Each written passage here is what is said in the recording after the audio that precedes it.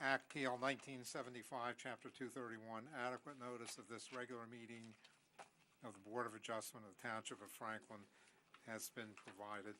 Now, please call the roll. Raymond Betterbid, Laura Grauman, and Donald Johnson all have excuses for tonight. Bruce McCracken. Here. Alan Rich. Here. Robert Shepard. Here. Anthony Caldwell. Here. Gary Rosenthal. Here. Joel Reese also asked to be excused this evening. Cheryl Bergallo. Here. And Chairman Thomas.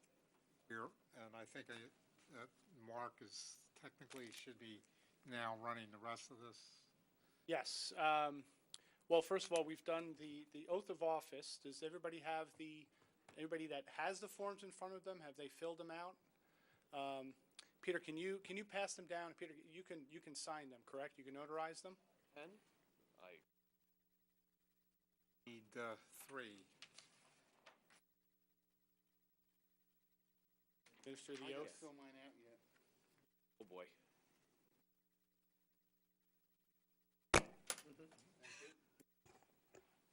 Charles, you can pass that down.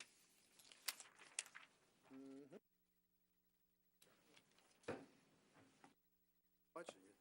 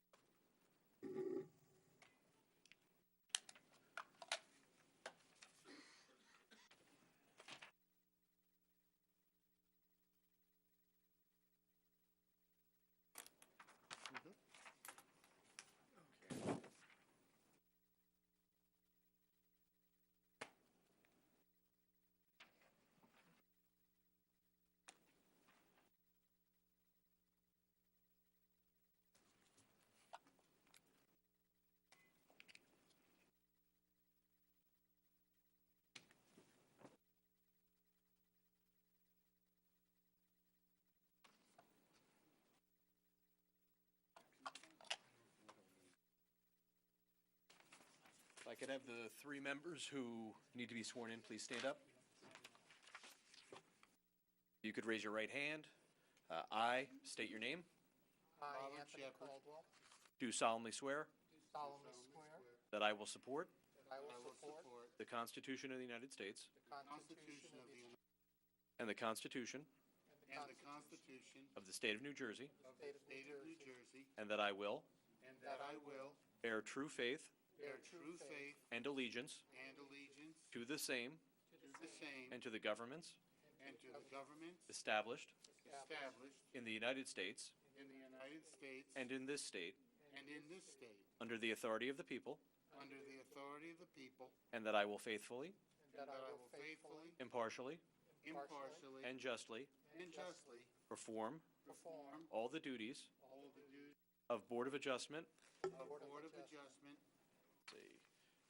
Alternate, Anthony alternate Caldwell. one, alternate one, Alternate one, regular member, regular member and alternate four. Okay, of the Township of Franklin, of the of the Township of Franklin, according to the best of my ability. according to the best of my ability. So help me God. So help me God.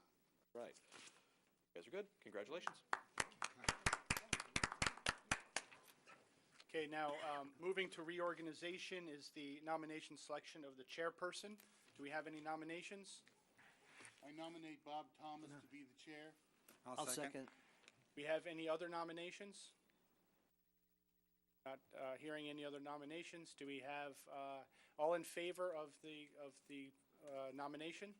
Aye. Any nays? Chairman, congratulations. The meeting is yours. Okay, again, I want to thank you for your support. I want to assure you I enjoy it. I take it seriously, and it's an honor and a privilege to have this opportunity to serve in a community that I think has become one of the outstanding communities in anywhere in New Jersey. Nominations now for a selection of vice chair. I nominate Laura Grauman. Second. Second. Any others? Anyone move to close them? Moved. All in favor? Aye. Okay, Laura would be the chair, vice chair. Witness oath, Director of Planning, Mark Healy. We swear him in and remind him constantly throughout the year he's still got to tell the truth. Mr. Healy, do you swear the testimony you're going to provide during the course of this year to this board will be the truth, the whole truth, and nothing but the truth? I do. Great, thank you. Next item on the agenda, maybe before we do that, just in case there are people in the audience, in terms of hearings, if you're here for Gill Petroleum, ZBA 17-00008, that's carried to February 15th, 2018, no further notification. And if you, Franklin Associates, appeal of a zoning decision also carried to, well, that's carried to a definite date, March 15th, 2018. I think that covers it. The rest of the items will be heard. Next, we have some board attorney interviews. We have a new experience, I guess, after the last 10 or 12 years. We're losing our board attorney, Patrick Bradshaw. As most of you all know, he was appointed as a judge. So this isn't his territory anymore. And he has served us well and faithfully. Probably was at 95% of the meetings. I don't think he ever lost a court case. And I think we developed a good rapport and a trust. So now we're sort of going down unfamiliar territory. We have 2 applicants to interview. Does anybody have a preference to start with one or the other? Alphabetical order. Sounds good. First one would be Dakotas, would be the first one then.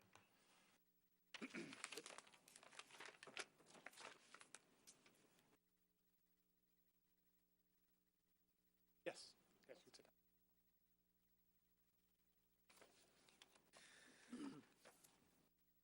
Okay, maybe you could introduce yourself and give us a little bit of background orally, and then we can go from there. Yeah, just make sure to hold it somewhat close. Okay. My name is Scott King. I'm a partner at Dakotas Fitzpatrick Coleman Giblin in Teaneck, New Jersey. My practice is primarily engaged in real estate. It has been for some 34 years now. I am currently the planning board attorney in the boroughs of Oradell and Gloucester in Bergen County. I also sit on the planning board in Glen Rock, my hometown, and I'm a former member of the Board of Adjustment in River Edge, New Jersey.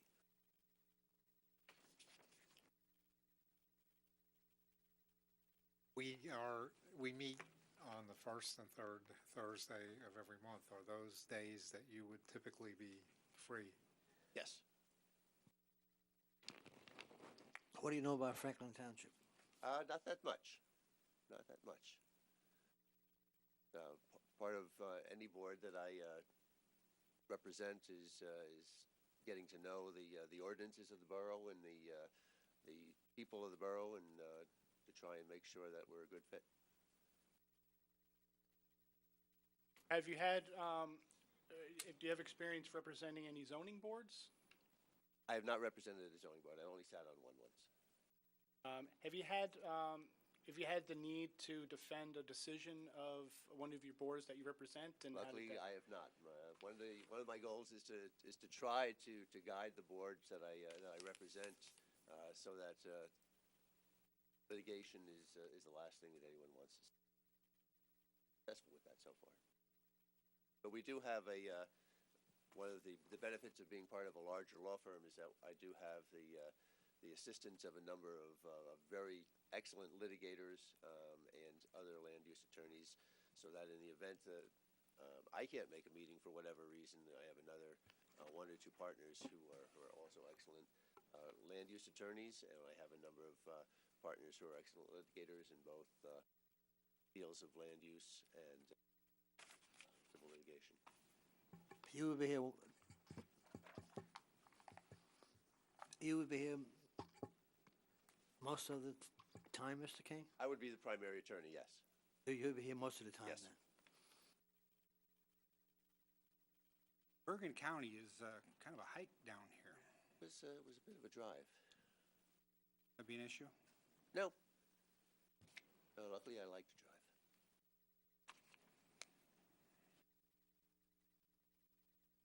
Well, you seem to have a pretty full plate.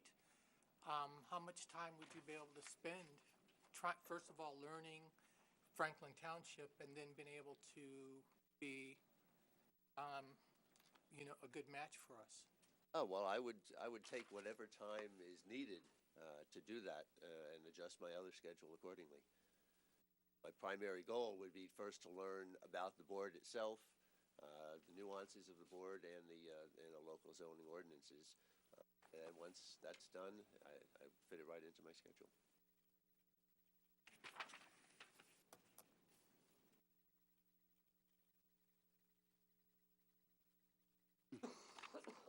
Any other questions?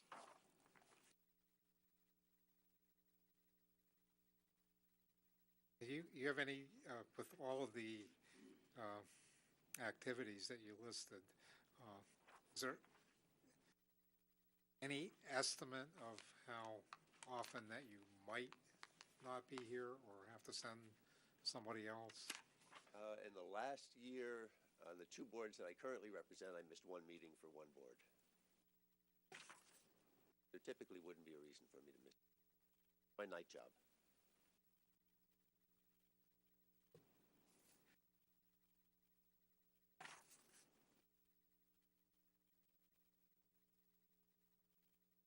Okay, we have a pretty detailed packet here. Are there any other questions anyone would like about this slide?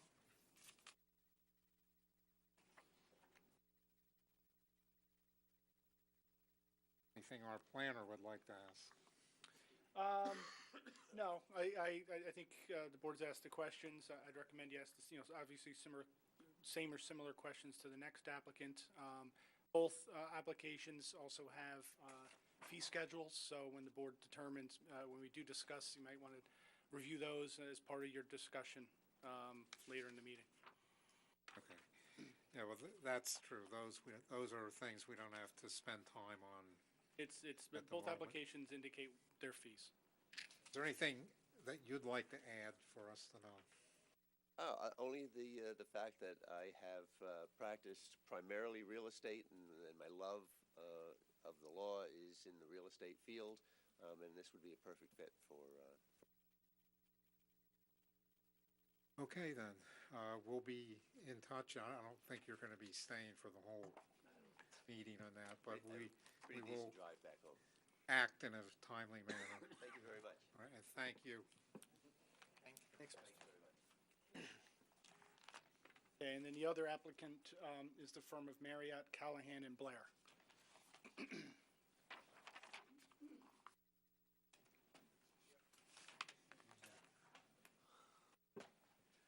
My name is James Keneally from the firm of Marriott, Callahan, and Blair. The office is in Seagirt, but most of my practice is up here in this neck of the woods. I currently serve as the Piscataway Zoning Board Attorney. I've been there for approximately 15 years. I am the Spotswood Combined Planning and Zoning Board Attorney. I've been there for about 11 years. I am the South River Zoning Board Attorney, where I have been for 17 years. Those are the three boards I currently represent. In the past, I have represented other zoning boards, Marlborough, Manalapan, North Brunswick. I've also represented other planning boards. That would be Manalapan Township. I currently represent just the three boards. My first and third Thursday nights are open. I anticipate making all of the meetings. I have not missed a meeting for any of my boards in probably about, I would guess, 4 years. No vacation? I schedule the vacations so that I can make the meetings, believe it or not. That's good to hear. I'll believe that. Well, and I've also got kids in college, so I'm not taking a lot of vacations. So, and I'd be happy to answer any questions that you have. Okay, anybody? Where do you your office is in Seagirt, you say your practice is up in this neck of the woods. Where do you live? I live down right next to Seagirt. Okay, so you don't see, well, I guess if you're going, you represent at least one board that's north of us, don't you? Yes, Piscataway. Yeah, Piscataway, so, okay, I get that, yep. And frankly, Spotswood's probably further. to be honest with you, when I get out of these meetings, I can't go to sleep right away anyway. I enjoy the ride home. I unwind, and when I get home, I can go to sleep.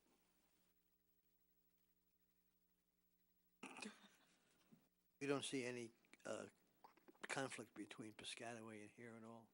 No, the Piscataway is the second and fourth Thursday. This is the first and third Thursday.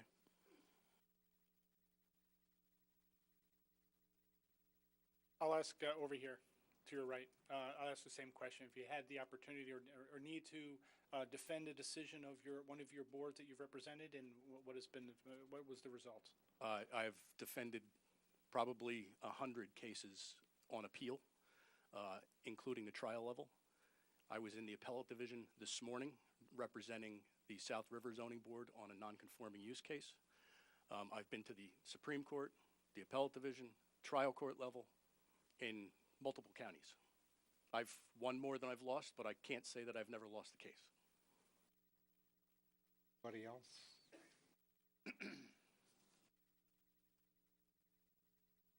We pretty much covered the same ground as the previous interview.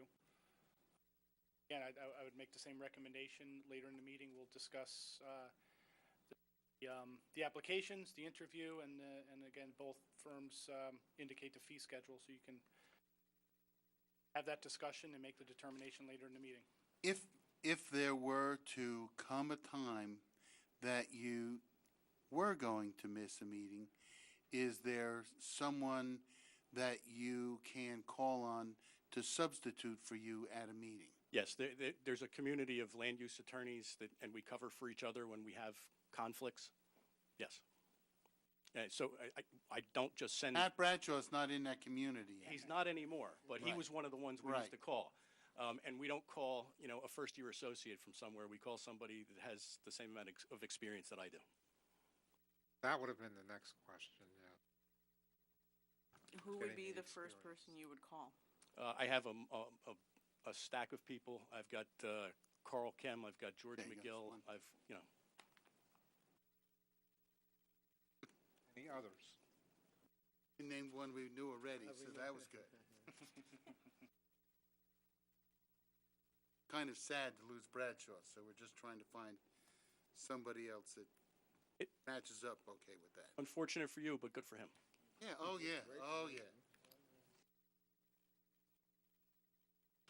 If there aren't any other board questions, is there anything else you'd like to say and thoughts you'd like to leave us with? Or My practice has been zoning and planning primarily for the past 20 years, and I think I'd be a good fit.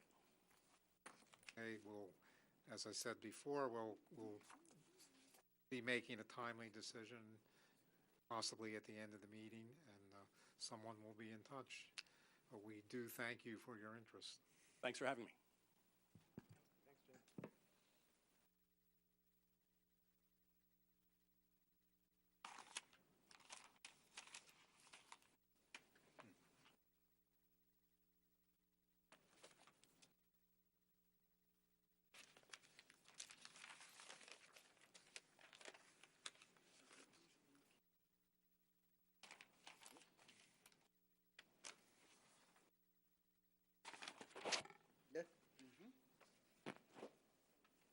Okay, now if I can find my agenda, we can move on.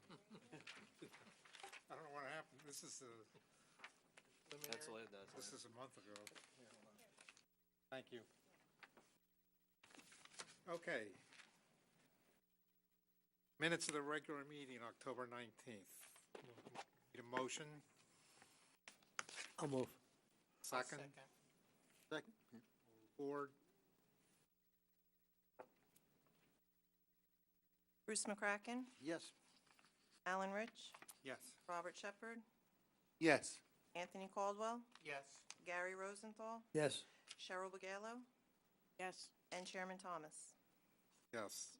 Regular meeting, December 21st. I'll move. I'll I'll second.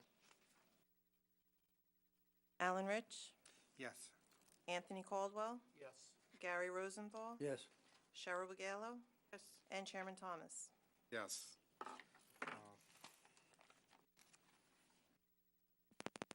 Okay, we don't need use of microphones, discussion. We don't necessarily need to have a discussion, but Christine would like to give us a message regarding that. We have to make sure that you're speaking directly into the microphone as Mr. Shepherd is sitting up on there. The recording secretary is having great difficulty hearing some people. When you are speaking, if you turn your head to speak to other people, it takes away, and she has to keep listening and listening. And if the attorneys, not you, but at the other one, when people are coming up front, they have to state their name, their address, spell their name so that she can get her minutes done. We're making an effort through Mark has asked that we make sure we get the minutes in a timely fashion and resolutions, and we have to be fair to her as well to make sure she can hear everything so that she can get them to us. So please don't sit back in your chair, and when you are making a statement, please speak into the mic. Okay, thank you. Vouchers, Kelso and Bradshaw, various matters, 280, Parker McCarrick, at McCarrick, 175, Dunbar Homes, $4,600. Is there a motion for approval? Moved. Second. All in favor? Aye. Aye. Opposed? Motion carried. Okay, moving into, again, discussion. V. Paul Shaw, 1 Bertram Avenue, zoning interpretation.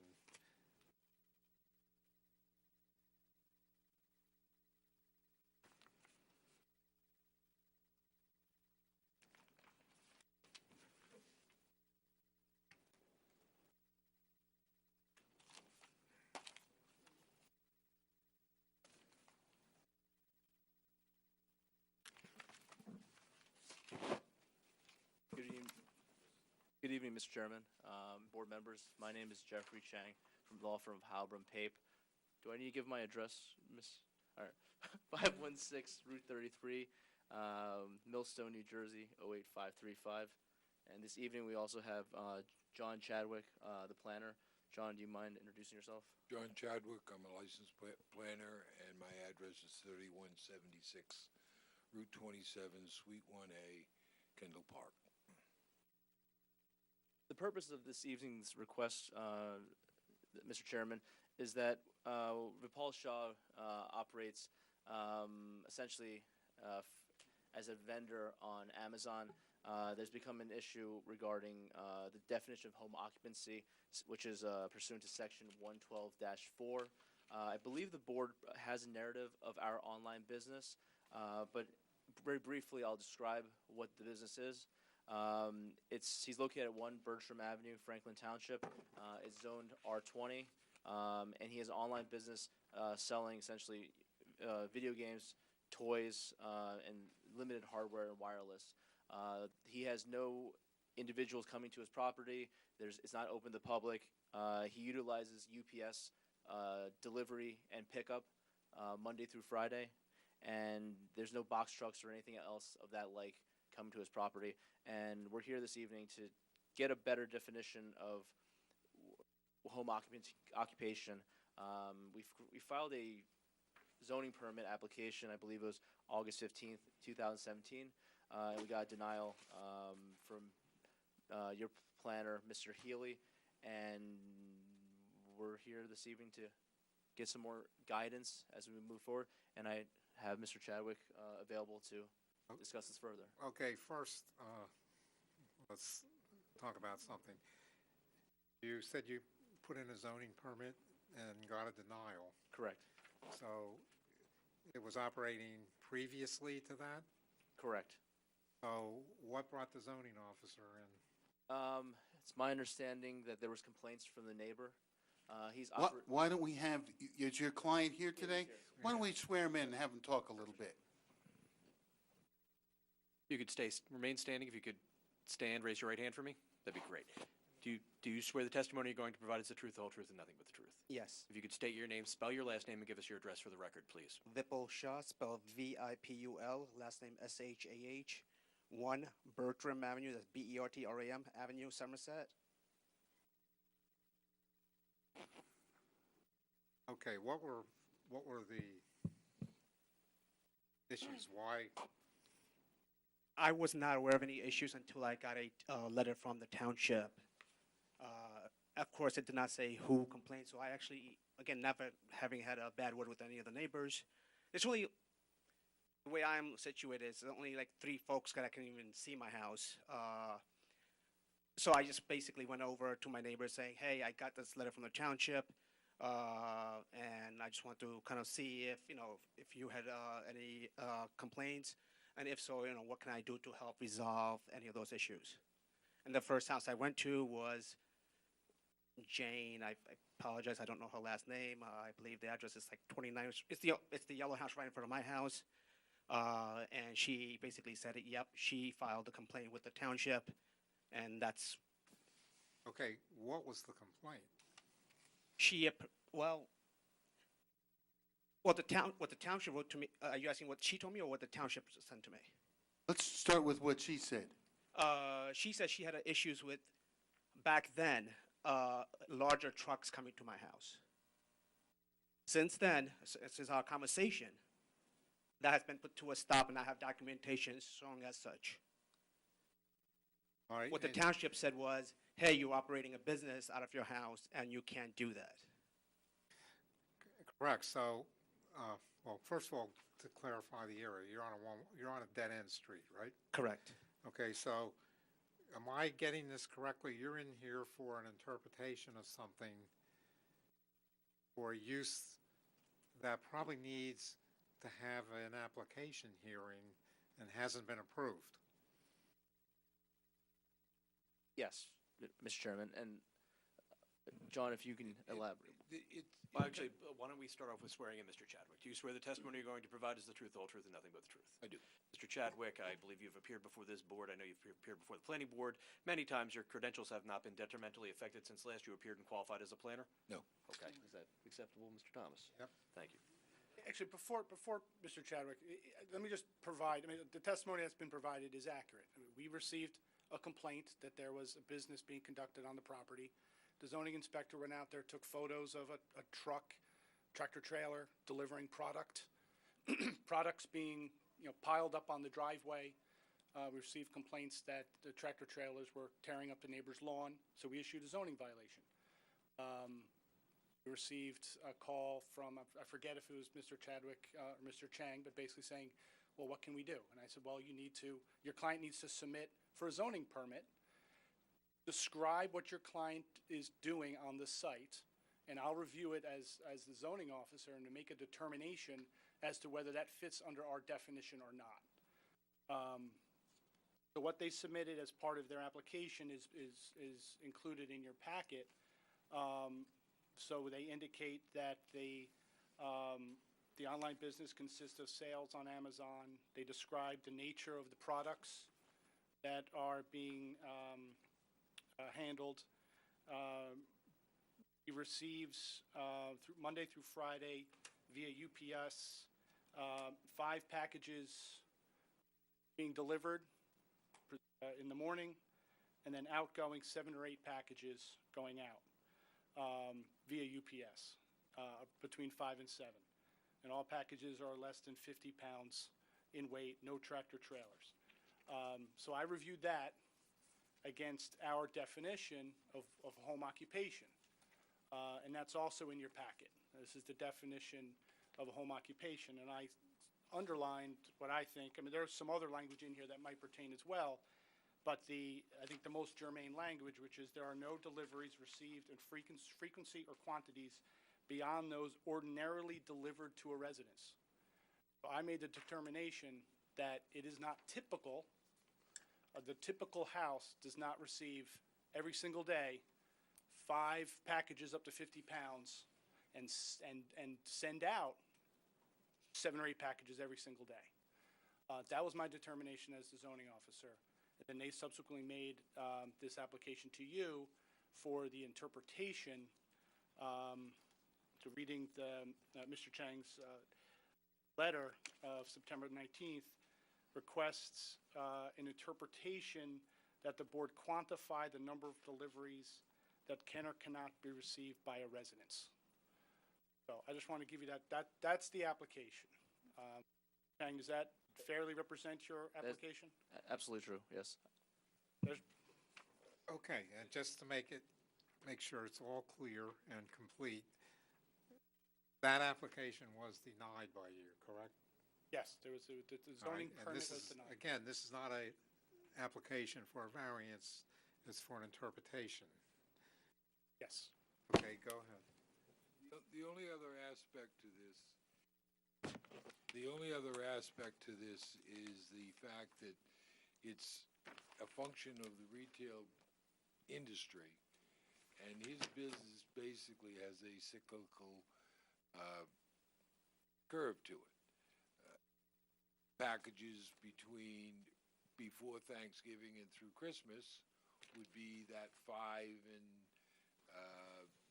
packages in the morning and broken down into smaller packages in the evening. But once you get beyond the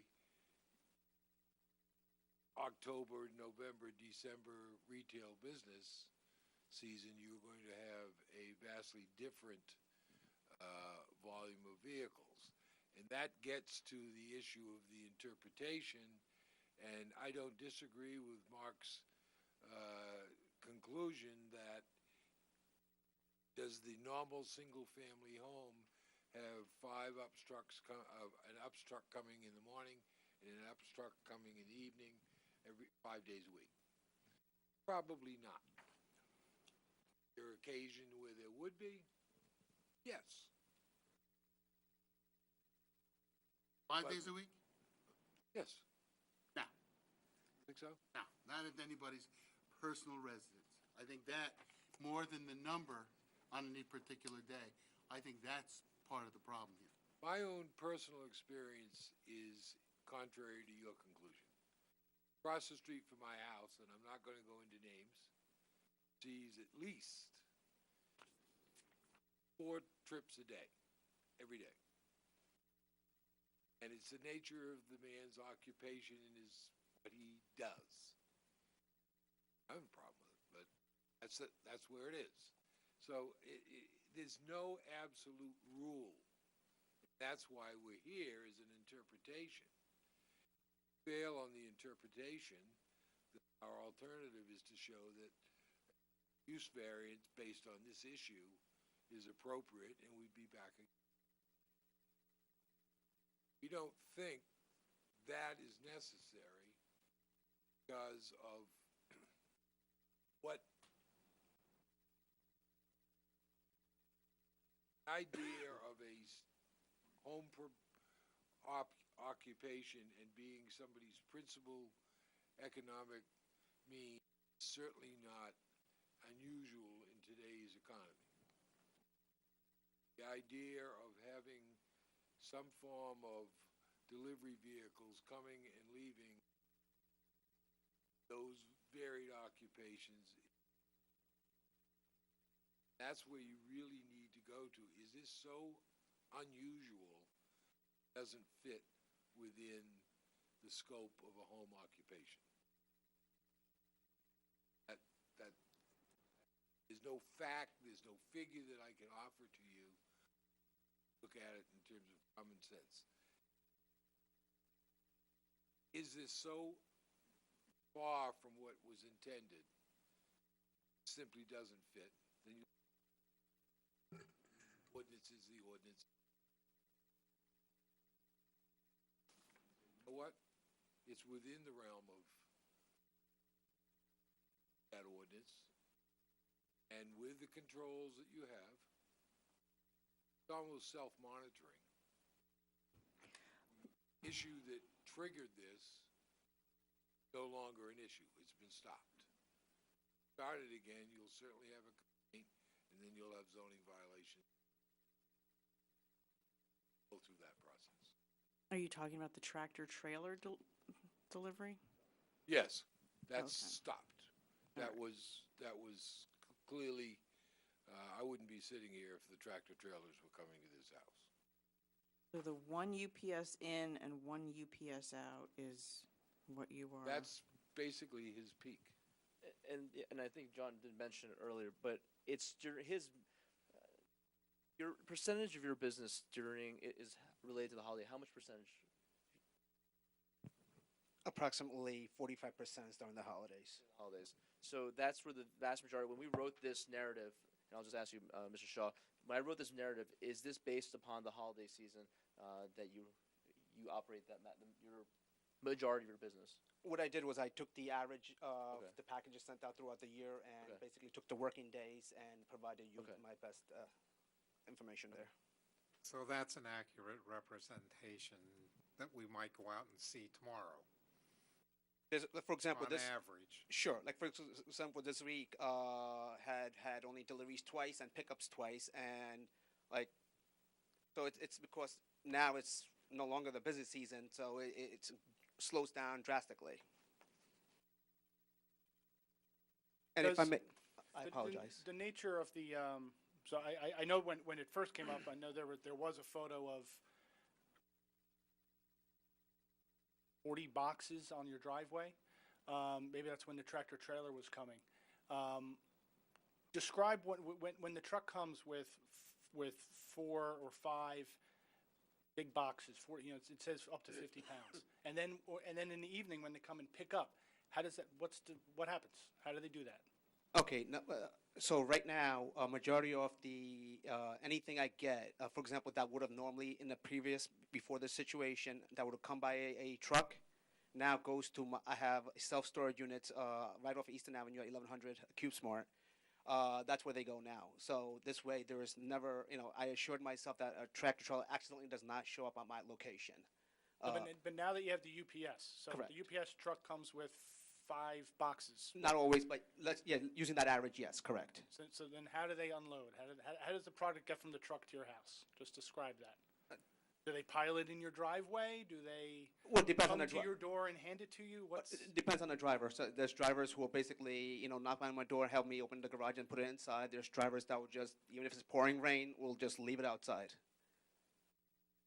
But generally speaking, I'm home, and I have cameras around my entire house, and I'll, take the product in. And then when you send out I think it said 7 or 8, up to 7 or 8 in the evening, same thing? I guess it's, the delivery part's a little strange to me, because I don't know how typical that is for residents to be sending out things via UPS or FedEx. Well, as far as the delivery, the inbound stuff is concerned, and you can, I don't know how we'll go about proving this, but the UPS driver is on First Street, which is my cross street, every day, whether he has something for me or not. Somewhere on Culver or anywhere down, going towards, let's say 1st to 14th, etc.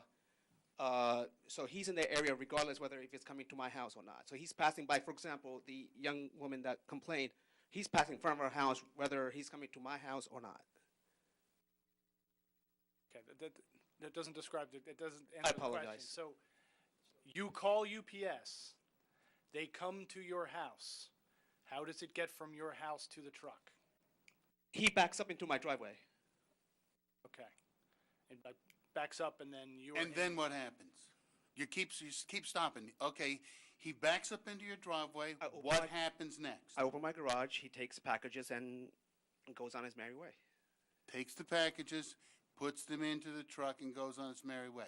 Does he have to take each package, one package at a time? Sometimes he uses a hand truck. Sometimes he carries them. How heavy are the packages? Up to 50 pounds. Generally speaking, smaller. So what happens is the inbound ones are heavier, then we break them down to smaller packages, because not everything that comes in necessarily I'm able to get out the same day. So then I'll package it into smaller boxes, and that's why you have the larger number going out than coming in.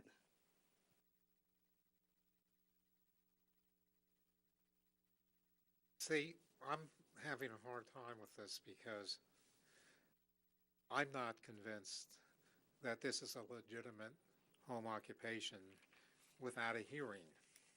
without an application. So I'm real hesitant trying to come up with some kind of a number of deliveries that you can get a day, right? I think 5 for a home, which is not supposed to be more than the usual home gets during a day, all right? Or just like a regular house. I think that's a lot, and I'm not sure it's reasonable. I don't think hesitate to say, I'd be surprised if there's any home resident that's shipping out 7 or 8 packages a day. As a board, we don't know what's in those packages. We don't know how you store them. We don't know if they represent a danger to the public. Say these deliveries can be as late as 7 p.m. Well, UPS and all of those companies can routinely deliver later than that. Have trouble with the hours. If you were in it seems to me you're running a regular business out of the house, and but that belongs in a business facility. There is precedent for not permitting this. Years ago, and not that many years ago, but when the regulations were much less strict, we had an application from a homeowner on New Brunswick Road who wanted to distribute food products from his house. Have them delivered, have different places come and pick them up, have him deliver things. We rejected that. So you're asking me to rule on make an interpretation for something that I have many doubts as to whether this as an application would pass this board for a home occupation. I'm sorry. Oh, go ahead. I also have another question. Maybe this is a question that should be directed to Mr. Healy, but the definition states explicitly that the activity or the home activity does not involve merchandising trade. And it would seem to me that that is exactly what this is. You are bringing merchandise in and you are distributing merchandise. I think that if there's any definition that could be made here, it would be the words merchandising trade. That sounds to me like a reason that this does not belong as a home occupation, because this, what you're doing, is merchandising trade. Yeah, I see what you're saying.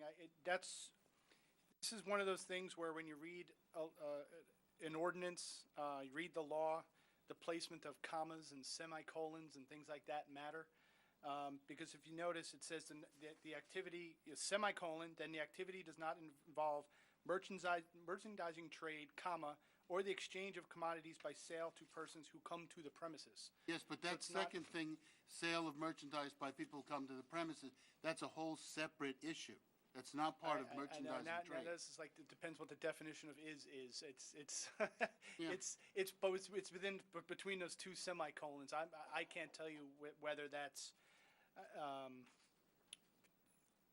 that language, the activity does not involve merchandising trade, automatically prohibits somebody from making something at their house and distributing it, sending it to, they make something and they sell it on eBay and they, send it out. But I think it's a matter of scale.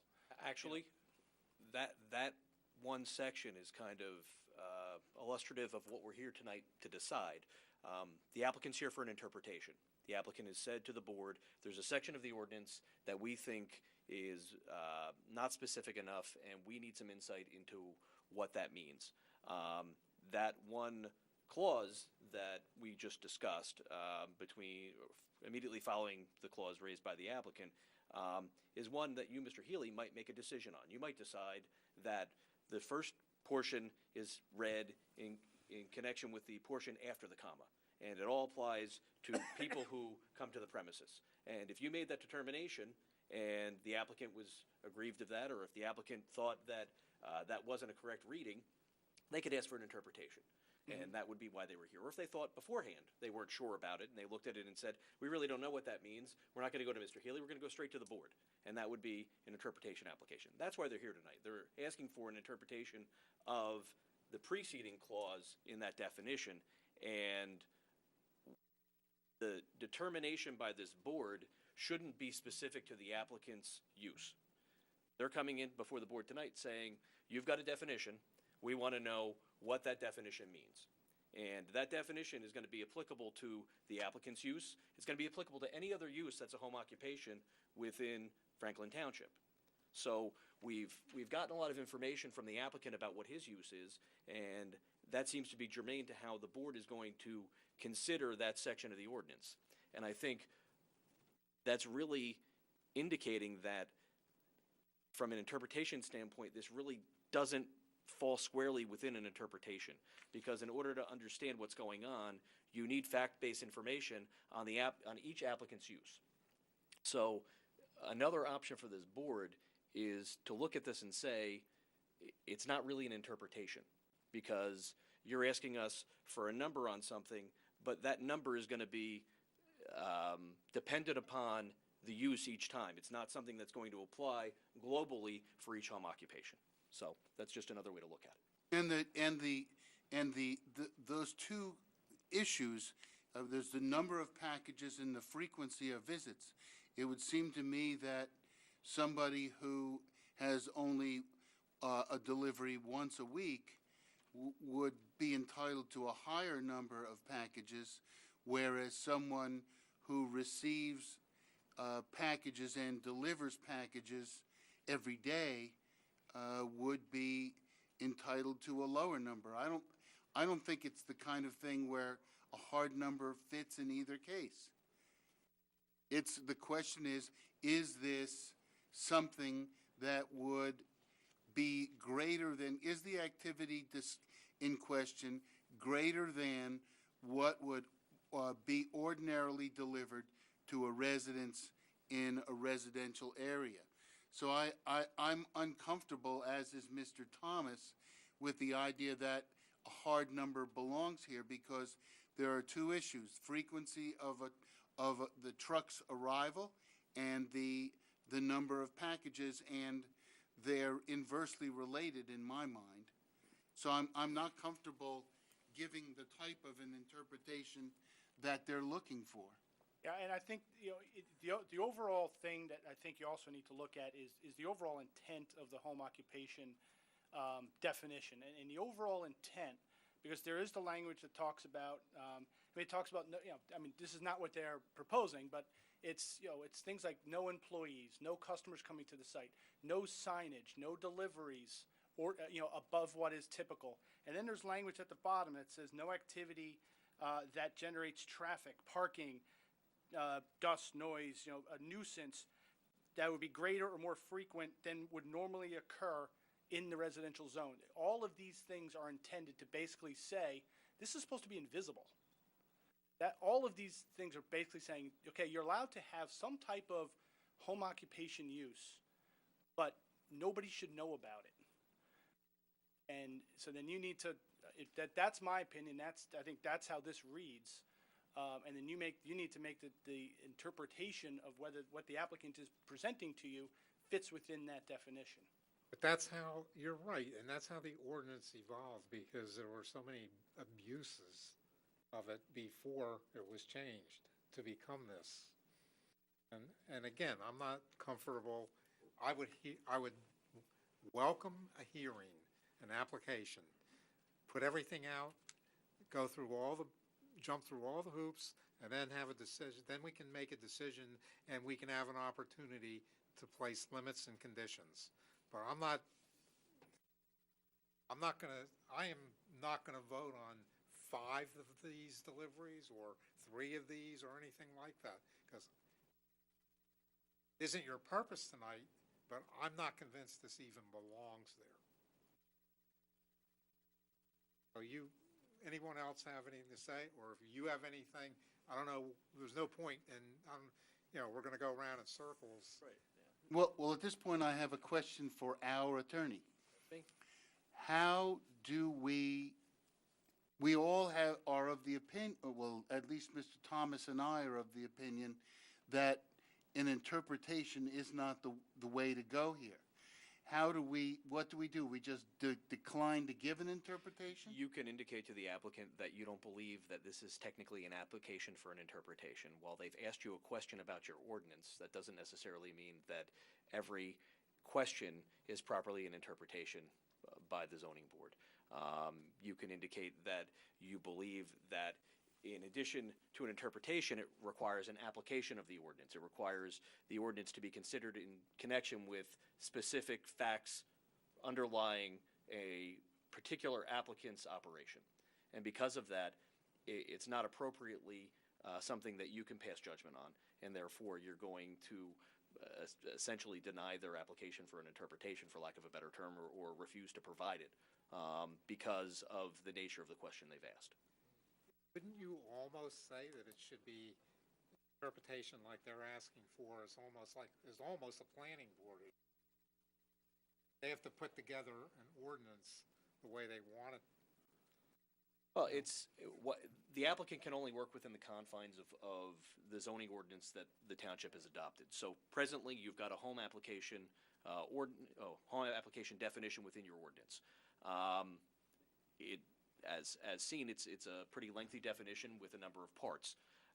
The applicants tried to see if they could provide or obtain this board's direction with respect to one specific section of the definition.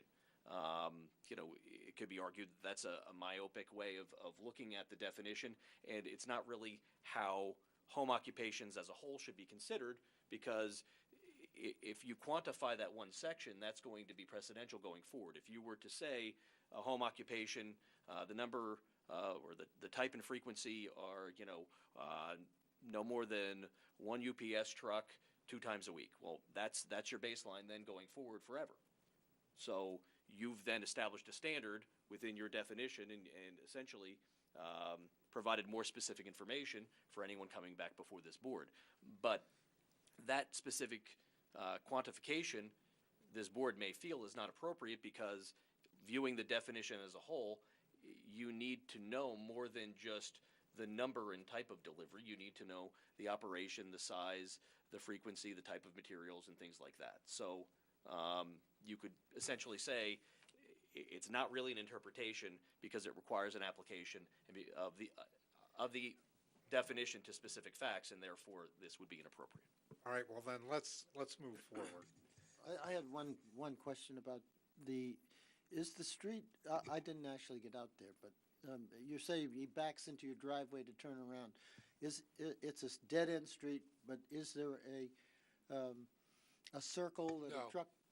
No, he has to back into. It's one of the old streets in the grid area going down to Easton right Avenue. next to Culver. But Bertram doesn't connect to Easton. It's about halfway through. So it stops. Dead-end street. His driveway is the end of it. So part of the problem is the way the truck turns around? No. The problem arose. The problem arose from a large trailer truck coming down that sub-street. Yeah. And that was the problem. That has long since ceased. Yeah.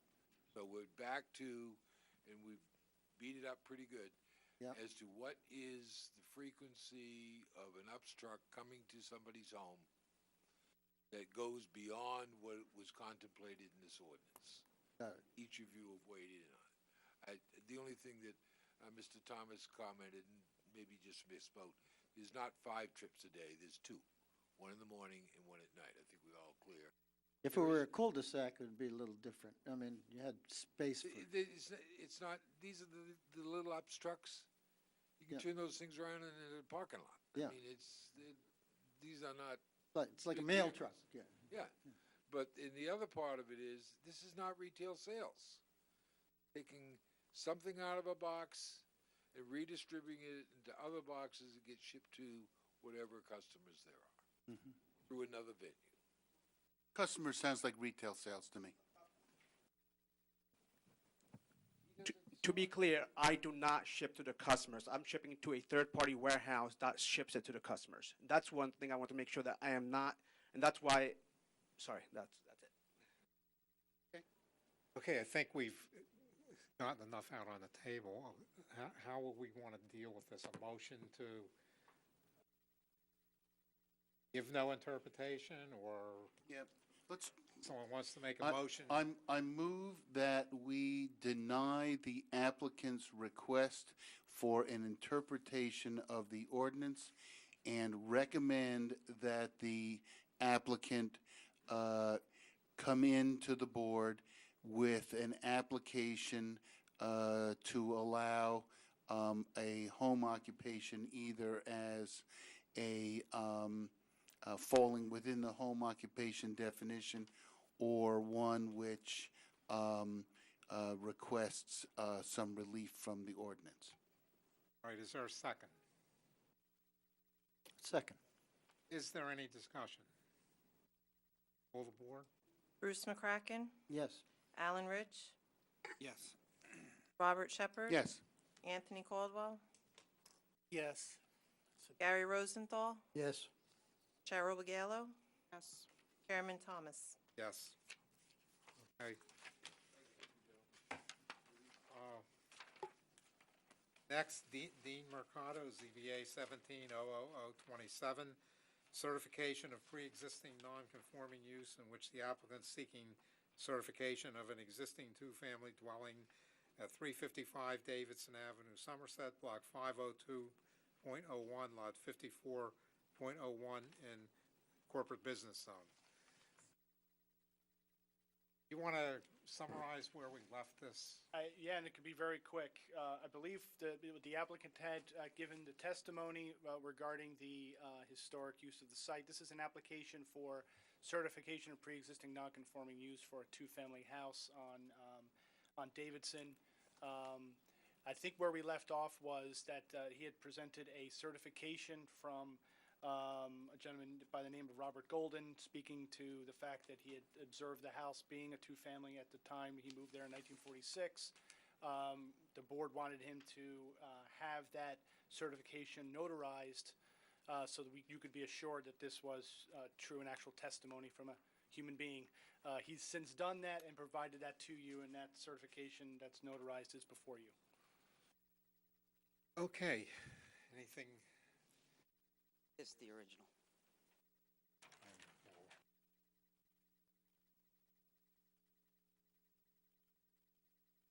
I could just swear you in, Mr. Mercado? Do you swear the testimony you're going to provide is the truth, the whole truth, and nothing but the truth?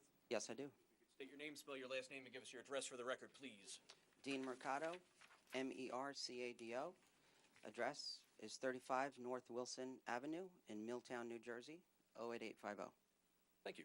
Is there anything further you want to add now to, I mean, the Sure. notarized letter is what we requested.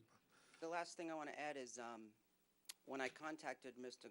Golden, he was very happy to get the letter notarized. And I also found out that he was a former Somerset County prosecutor, a municipal prosecutor for Franklin, and attorney for the Board of Adjustments for different townships. So he was so happy to resolve this issue finally, since you grew up in the home. Having moved there in 1946, the house has been used as a two-family home for 72 years. So he was very happy to notarize the letter. All right. Does anyone have a question? Need anything? We'll open to the public. Is there anyone who'd like to make a statement or ask a question concerning this application? If not, we'll close. Make a motion. I move that we grant the applicant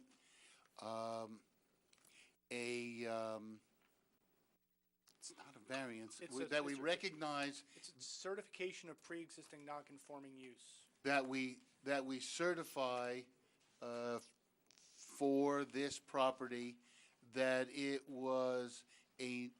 is a permitted non-conforming use because the use began before the zoning ordinances were created.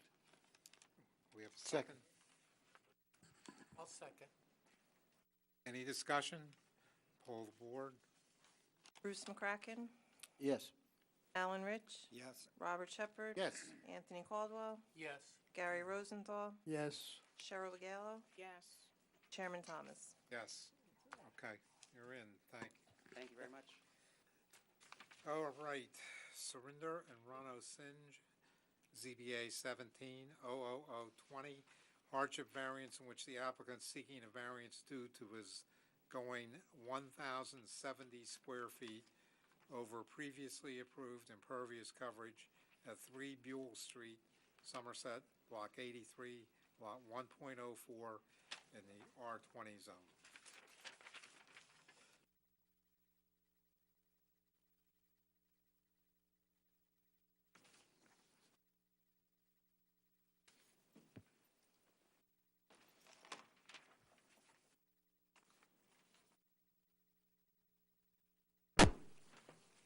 Good evening, Mr. Chairman, members of the board. Peter Lanford appearing on behalf of the applicant. This is an application for a variance for lot coverage and impervious coverage for property at 3 Buell Street, Lot 104, Block 83. I have this evening the owners of the property, Mr. Surinder Singh, will be testifying. But before we swear him in, I just want to give the board a little background. This is sort of a unique application. Mr. Singh obtained a building permit to construct a single-family dwelling on the property from Franklin Township. The building permit that he obtained and the plans that he submitted to the township showed a house on there that had a building coverage of 21.5%. The zoning ordinance permits 15%. The plan that he submitted showed impervious coverage at 32.09%. The ordinance allows 25%. He submitted the plans, he was issued building permits, and he built everything based on the building permits. When you complete the dwelling, you have to then submit an as-built to get your final CO, and then it was determined that what was originally submitted exceeded the ordinance and he needed a variance. So that is the first reason we're here, is to obtain a variance for the house that he constructed in accordance with the building permit that was issued to him, and for the impervious coverage for at 32.09%, which was again approved. However, also when he built the house, he added some additional impervious coverage. He widened the driveway and then added 2 walkways, and we'll show you where on the plans, so that the impervious coverage is actually today at 37.40%, as opposed to the 32.09% that was approved by the engineering department and the building department when he obtained his building permit. So the variances that we are seeking is for lot coverage of 21.5% and impervious coverage of 37.40%.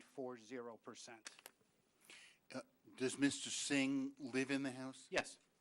So this is not a spec house, this is something that he built to live in? Yes. Okay. I'll have him testify to all that. Okay, Yes. great. Okay, but I just wanted to give you a little background. And if we can have Mr. Singh sworn in. Sir, if you could look over at me. If you could pick up the microphone, please, so, perfect. Do you swear the testimony you're going to provide is the truth, the whole truth, and nothing but the truth? Yes, sir. If you could state your name, spell your last name, and give your address for the record, please. My name is Surinder Singh. My last name is Singh, S-I-N-G-H, and I live at 3 Buell Street, Somerset.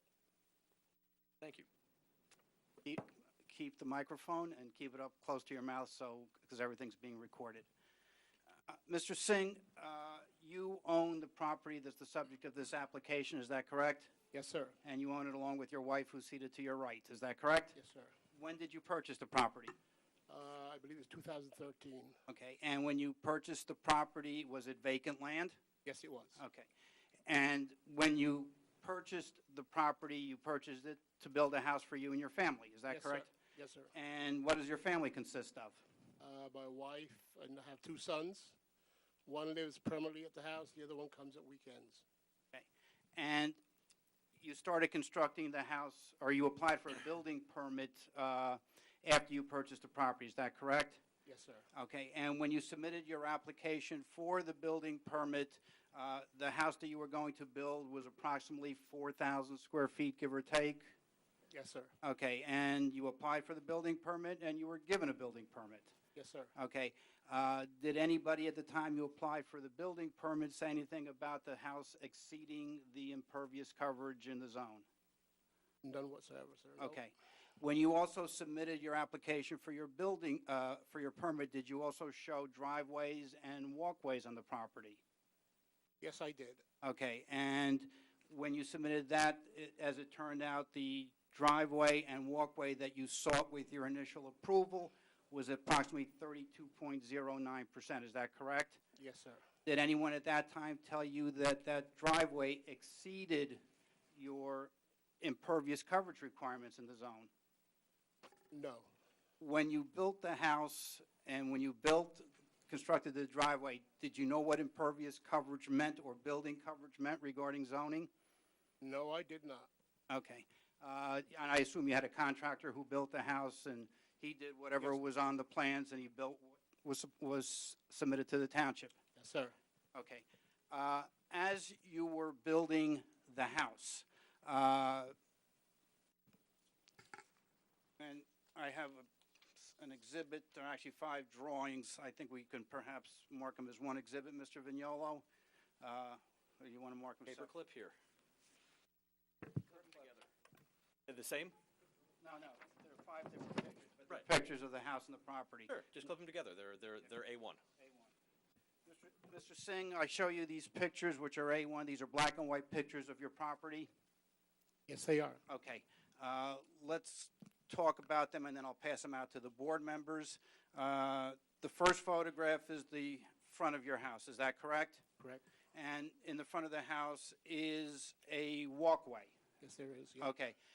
Excuse me. That walkway was on the original plan, and that's what was approved, and that was what was built. Yes, sir. Okay.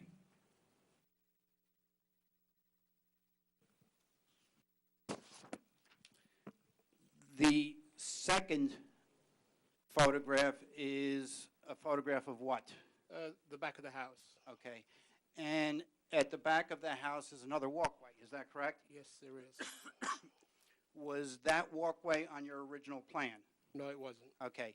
When you were constructing the original walkway in the front of the house, at some point in time you decided, or in conjunction with your contractor, to build that walkway? Yes, I did. Yeah. Okay. And at the time you put that walkway in, did you know that it violated any ordinance of any kind? No, I didn't. Okay.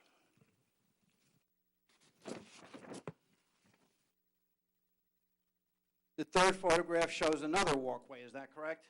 Yes, sir. Okay, and that walkway goes from your driveway to a side entrance to the property? Yes, sir. Was that little walkway on any of the plans? No, it wasn't. So you and your contractor decided to put that walkway in? Yes, sir.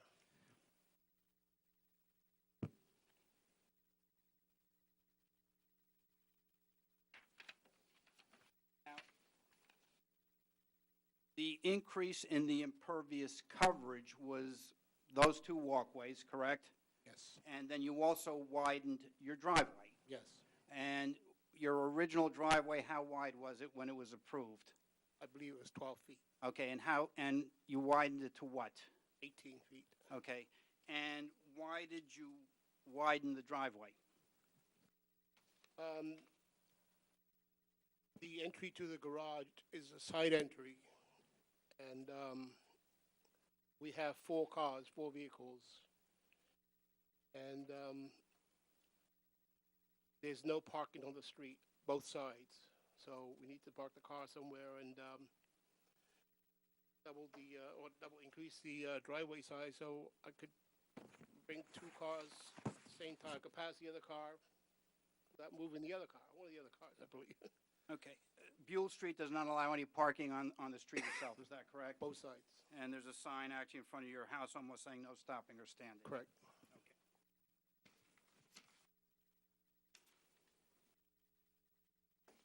Now, the last photograph shows some stone and a pipe, or two pipes, is that correct? Yes, sir. Okay. What's that photograph have to do with this application? The runoff from the footpath in the back, the runoff, was going onto my neighbor's property. So I had a contractor put in like a ditch between my property and the gentleman behind me. And then I put two 6-inch pipes to bring that water to the front of the house. So it wouldn't go on his property. Okay. And let's back up and see how we got there. After you built the house and you put your 2 extra walkways in and you put your driveway in and you submitted your as-built, you applied for your certificate of occupancy, correct? Yes, sir. Okay. And when you applied for your certificate of occupancy, were you called into the township for a meeting with the engineering department and I believe Mr. Healy? Yes, it was the engineer and Mr. Healy. Okay. And at that time, they advised you that the house and the impervious coverage exceeded the ordinance. Is that correct? Yes, they did. Okay. And was that the first time you realized that there was an issue with respect to what you did? Yes, it was. Okay. Didn't even realize. And the engineer that you spoke to at that time was Mr. Vega? Mr. Vega. Okay. And based on those discussions, you were told, A, that you had to get a variance, correct? Correct. And B, that you had to deal with the drainage because there were issues with water runoff. Is that correct? Yes. And did you, in fact, hire an engineer to deal with the runoff issue? Yes, sir. Amertech Engineering. Okay. And you testified that you had some pipes put in. You didn't put them in yourself where you felt like putting them in? Contractor do it, yeah. You had a contractor do it based on direction from Amertech Engineering. Is that correct? Yeah, they sort of did a rain study, and from that they said, you know what, you don't want water going in the back to your neighbor's property, so put like a ditch in there and a runoff to the front of the property. Okay. And you, in fact, did that. Is that correct? Yes, sir. I'm going to while I continue talking, I'll hand these photographs out.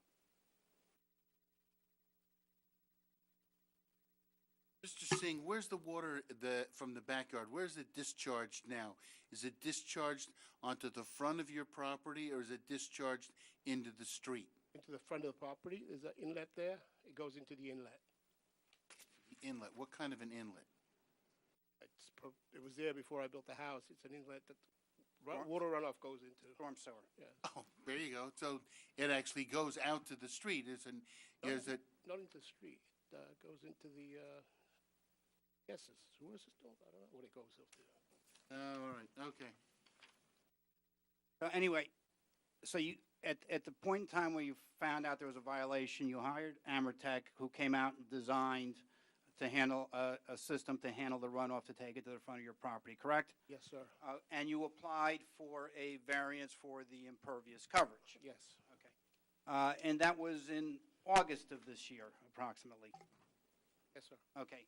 And when you did that, there was an inspection done at the property by Mr. Vega in the summer?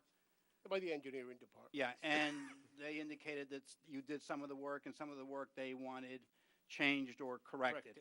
Maybe corrected, yes. Okay, and you had your contractor come out and make all the changes and corrections? Right. And actually, this application was scheduled for a hearing a couple months ago, but we postponed it because we wanted to make sure all the corrections were done. Is that correct? Correct. And at the end of 2017, there was an inspection by the engineering department, Scott Thomas, and I think Mr. Dominic attended that inspection. Is that correct? That's correct.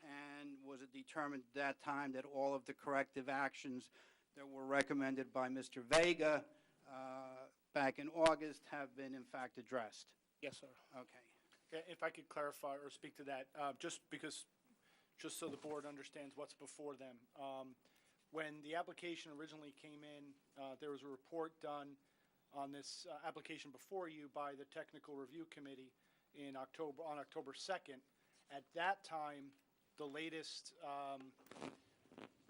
review of the site was August 25th from Julio Vega, and that's the letter that Mr. Lanford just mentioned, where there were some issues that had been satisfied and some that had not been satisfied. So that was in your original packet. Again, that's the August 25th letter. And then there's, before you tonight, you have the most up-to-date report, written report from engineering, and that was done. There was a subsequent review in the fall, so there's a report dated November 22nd, 2017, where again, some additional issues had been satisfied. At that point in November, there still were some issues that were not satisfied. And then indeed there was, Mr. Lanford is describing it accurately, there was a subsequent meeting, or site inspection, I should say, by Scott Thomas in engineering, and Vince Dominack went there as well. And it was reported to me that the issues that are identified in this November 22nd report have been satisfied to the engineering department. We don't have anything that says that, though. We just have this latest one in November. That's, I wanted to give you the latest that we have in terms of the actual paperwork, and the latest that was done in terms of actual site inspections. Engineering has not done a follow-up memo to the applicant indicating that. But again, Mr. Thomas and Dominack inspected the site, and I went through each of these different matters, and they basically told me that each of these had been satisfied. That's just as far as these, these are punch list items that we call them, that any applicant has to do to make sure the site, that's engineering was satisfied. I have no further questions of this witness. Anything from the board? Yeah, I have a couple things I need to understand better in my mind. But there's really two issues here. One of them is the building coverage, and the other one is the impervious coverage. It seems to me that the building coverage was simply a function of, he got a permit to build a house, he built a house, and then they said, oh, we made a mistake, or maybe they didn't use those words. They said, somehow your building exceeds the amount of coverage that you're allowed.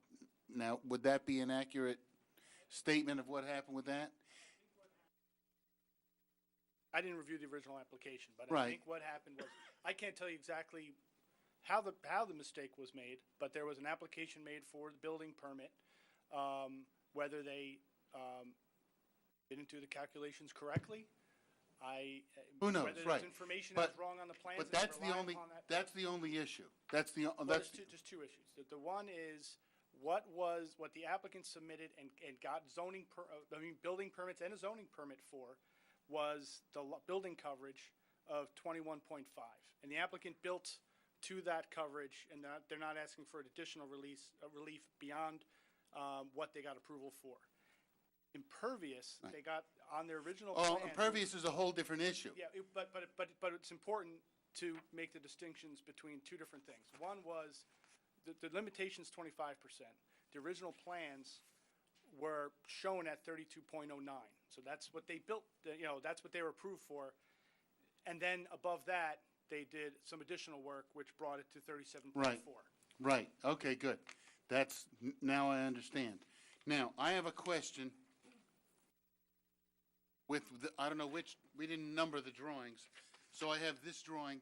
What am I seeing here on this drawing? I have the front walkway, and then I have what looks like a long walkway that runs along the side of the house. Oh, the long walkway that you are looking at is actually the front walkway. I believe that's a view of the side of the house. Oh, okay. Yeah. This is a view of the side of the house. And this is the walkway that they put in that was not in the original plan. That walkway, the long one, was in the original plan. I think if you look at Mr. No, I'm done, I got it. Yeah, but if you look at Mr. Healy's report and the photograph on page 3 of his report, I think you can. Yeah, I got it. Actually, page 2 of the report clearly shows the 3 walkways. Yep, I got it. I'm sorry. And- Have and- you seen these yet? Mr. Lanford, just to make it clear, so the board understands which walkways, if you will, were on the original plans and which ones were not. Yeah. So my recollection, and correct me if I'm wrong, is that the one that comes out from the front steps, the longer one, to the driveway, that was on the original plans. That was approved, that's correct. And then the ones that were added afterwards were the one that's, I guess, next to the driveway. It goes into the side entrance. And then there's another one behind the house It go- leading from, I think, the back,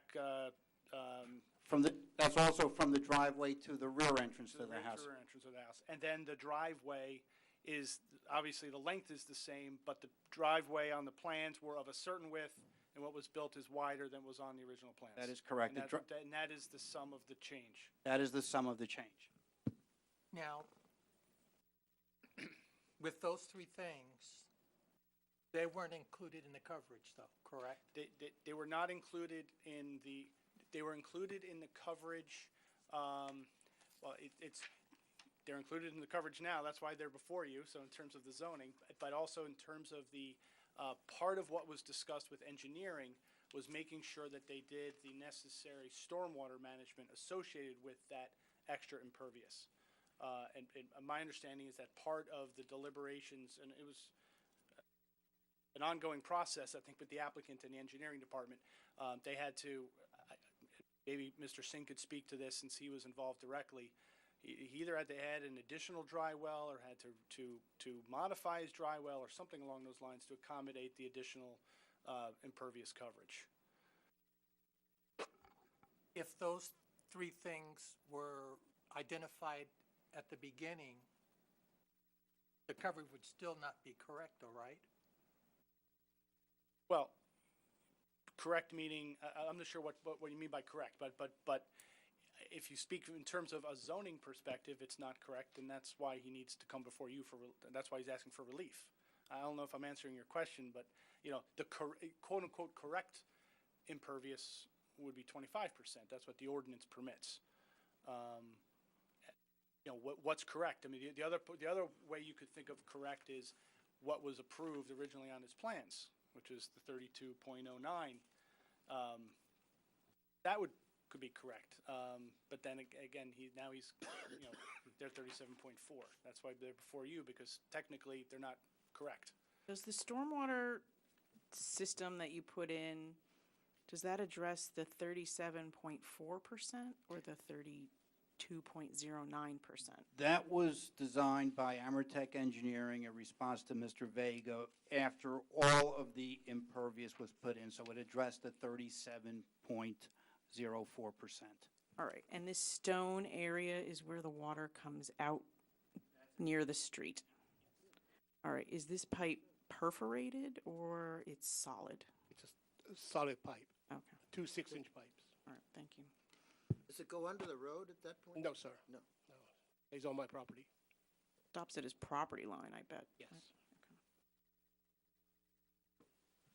No, he's basically you got a dry well on the property, but it's not closed. It's almost like a little tiny retention basin. I think it's mostly held in these pipes.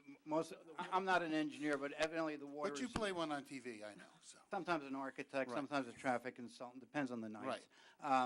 But it holds it was designed to hold the water and retain it and then release it out. So A, it took it away from the rear of the property, and B, it didn't flood Buell Street. It's But almost just for me to be 300 clear- feet of pipe. Oh, I'm sorry.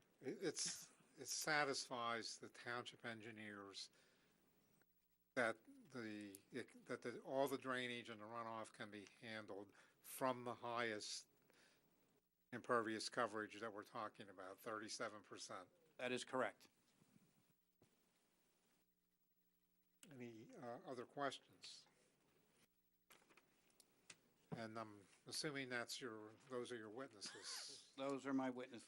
And we'll open to the public. Is there anyone who would like to ask a question, in this case, or make a statement? You're first concerning this. Yes? Come up to the podium. Need your name, your address, and you need to be sworn in. You could raise your right hand for me, sir. Do you swear the testimony you're going to provide is the truth, the whole truth, and nothing but the truth? Yes, I do. If you could state your name, spell your last name for the record, and provide your address, please. My name is Richard Phillips, Phillips. I reside at 23 Dan Herter Drive, Somerset, New Jersey. I'm a lifelong resident of Franklin Township.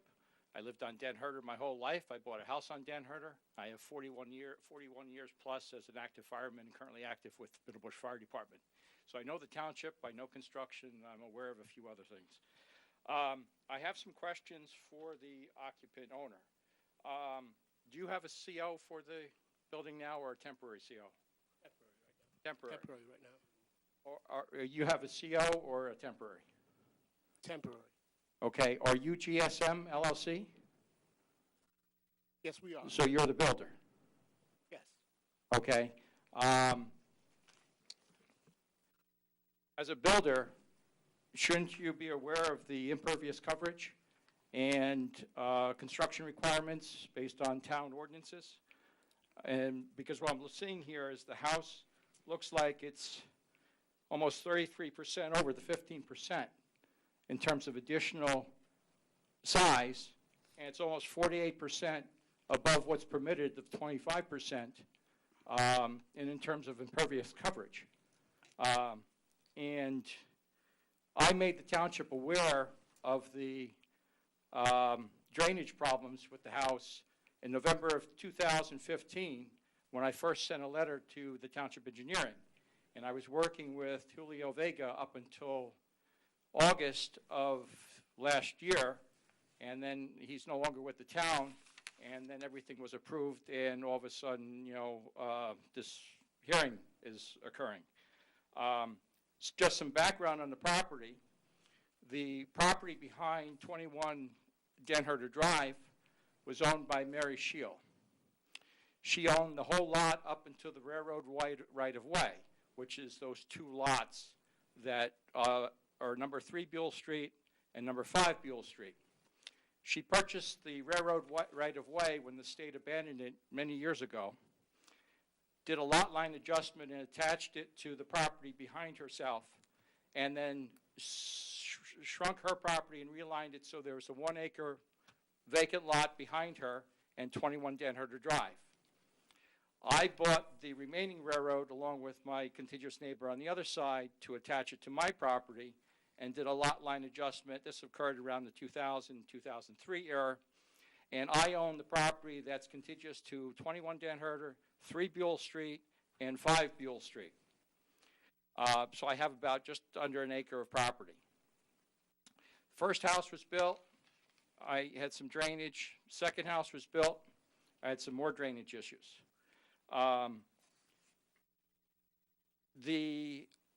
Prior to those houses being built or the property being sold, it was sold to a developer. I think it changed hands 3 times. Then GSM bought one piece of the property after an approach to the board was made to split the acre into 2 half acres because that was the zoning. A few of us stood up and said it'd be nice to put one house on that property because of the layout. And the board approved the land subdivision, so it was 2 half-acre lots. Sam, I forget Sam's last name, bought one house, and Singh and GSM Associates, or GSM LLC, bought that second lot. I have some information in terms of the history behind this. I have a presentation. But we want to make sure this is relevant to this specific issue in this application. This is the drainage problem I have on my property that has yet to be resolved. Yes.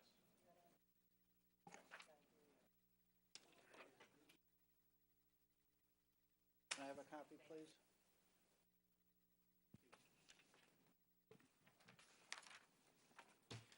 Okay, so I have some exhibits here. On the first page, map 1, why don't we mark this? It's how many pages? It's 13 pages. It's 13 pages. That's including the cover sheet? Yes. Okay.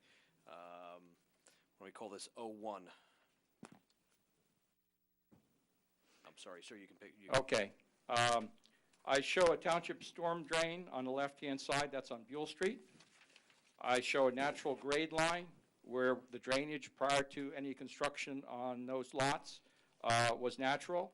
And I show a red property line dividing 3 Buell and 5 Buell. This is the latest tax map, which shows 25 Den Herder. My lot is number 2 there in the middle, and those two 66-foot widths at the bottom are attached to both 2 and 3 as a single property. So that's the overview of the tax map and the property. Page 2, image 2, is the house in question, which is number 3 Buell Street. That's designated image 1, sir? Image 1, correct. Okay, just so we can all be on the same page. So that's the front of the house prior to any sidewalk or driveway placed down. If you look at image 2, while that house is up there, this is my backyard. That's almost 1 foot deep in some areas. It's never flooded like that until these houses were put up. Do you have a date of when this was taken? This was taken, let's see, I should have dated these, I did not. Around 2000, mid-2000, I'd say late 2015, early 2016. So that's what I'm over here, sir. Yep. This is what prompted you to go to the engineering department? That's correct. Okay, all right, thank you. Yes. So this was probably late 2015. Second, image 3, 4, 5, and 6 are consecutive construction drawings. During the phases of construction, the pile of dirt was excavated from the very large basement, put on the property. Dirt was brought in for topsoil, stone, paving, prep, and things of that nature, and was spread accordingly across the yard. So if you excavate a lot of dirt from the elevation from the basement and leave it on the property, you're going to raise the elevation of the property. So the natural drainage then from a property that's 6 to 10 inches above my property is going to be into my property. Going to image 7 and image 8 on the next page, you'll see pre-construction stone and pre-construction stone laid for the driveway and the walkway on the side of the house and the front of the house. Going to images 9, 10, 11, and 12, you'll see the first iteration of a 6-inch pipe placed in, and you'll see basically the grade height difference from shot at ground level. You'll see the swale on image 11 where the water collects and doesn't drain out appropriately. In image 12, you see the swale again where it collects and doesn't drain out because the drain height is 2 to 3 inches higher than the lowest point in the swale. And you see my sump pump kind of drains out into this swale, and you can see this early front part of it doesn't even reach the drain. So any water I pump out, which usually naturally drained across the existing land prior to the construction, now settles in that swale between the height of his yard and my yard. If you look at the preliminary construction drawings that were submitted to the township, image 13, it called for 2 dry wells in front. Image 14 and 15 show actually what was put in. 1 single dry well filled with stone. If engineering says that's adequate, I'm okay with it. And that dry well basically takes his 3 cellar pumps, he has 3 cellar pumps, I believe, and the drainage from his roof and puts it all into the front yard, which is great. But the runoff from his backyard and the rain from the heights of the Buell Street properties runs into my yard. It's corrugated pipe. When I spoke with Julio Vega, it was supposed to be a 12-inch smooth pipe that was supposed to be put in. And subsequently, no large stone was put down by the storm drain on Buell Street. That's the swale that it goes into for the storm drain. After that, the owner-occupant construction company was asked to put in a second drain pipe. I show the second drain pipe was put in, but wasn't filled with stone, and the swale was very small. So you can see on image 19, the 2 drain pipes in there show it's supposed to be conforming, of course, according to their engineering team. But if you look at the comparison of pipe carrying data on image 20 here, I thought the pipes were 8-inch pipes. If you look at 8-inch pipes, you need 2.8 8-inch pipes to carry that water of a 12-inch pipe. And if you have 6-inch pipes, you need 5.7 6-inch pipes. And I was told by Julio Vega that it was requiring a 12-inch pipe to carry all that water from my yard over. And if you look at it today, more recent pictures from later last year, you'll see on image 21 and 22, 21 has, you know, it's not a heavy rain, but substantial. You see the trees there, and you see the drainage water stagnant or being held in that swale. Further, between 21 Den Herder and 23 Den Herder, you have water collecting.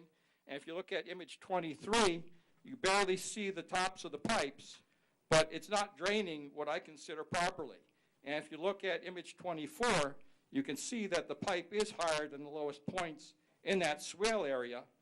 So if you look at image 25, that's kind of what the result is of all that drainage pipe that was put in. I don't think is adequate. And if you look at image 26 and 27, he's taken out the 2 trees. I think they died, so they were removed. He threw some dirt down at the corner of his property, which blocks my drainage into the swale from my sump pump. And the way we talked about it, because Julio Vega and I met, we talked about putting a real storm drain in with a grate, something like I have in this example, which was taken from an image outside of this area.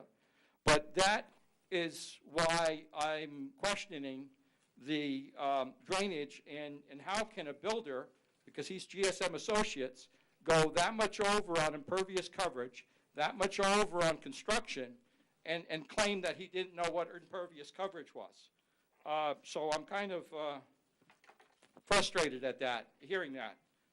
But that's really all I have to say at this point. Mr. Phillips, just so the board can understand,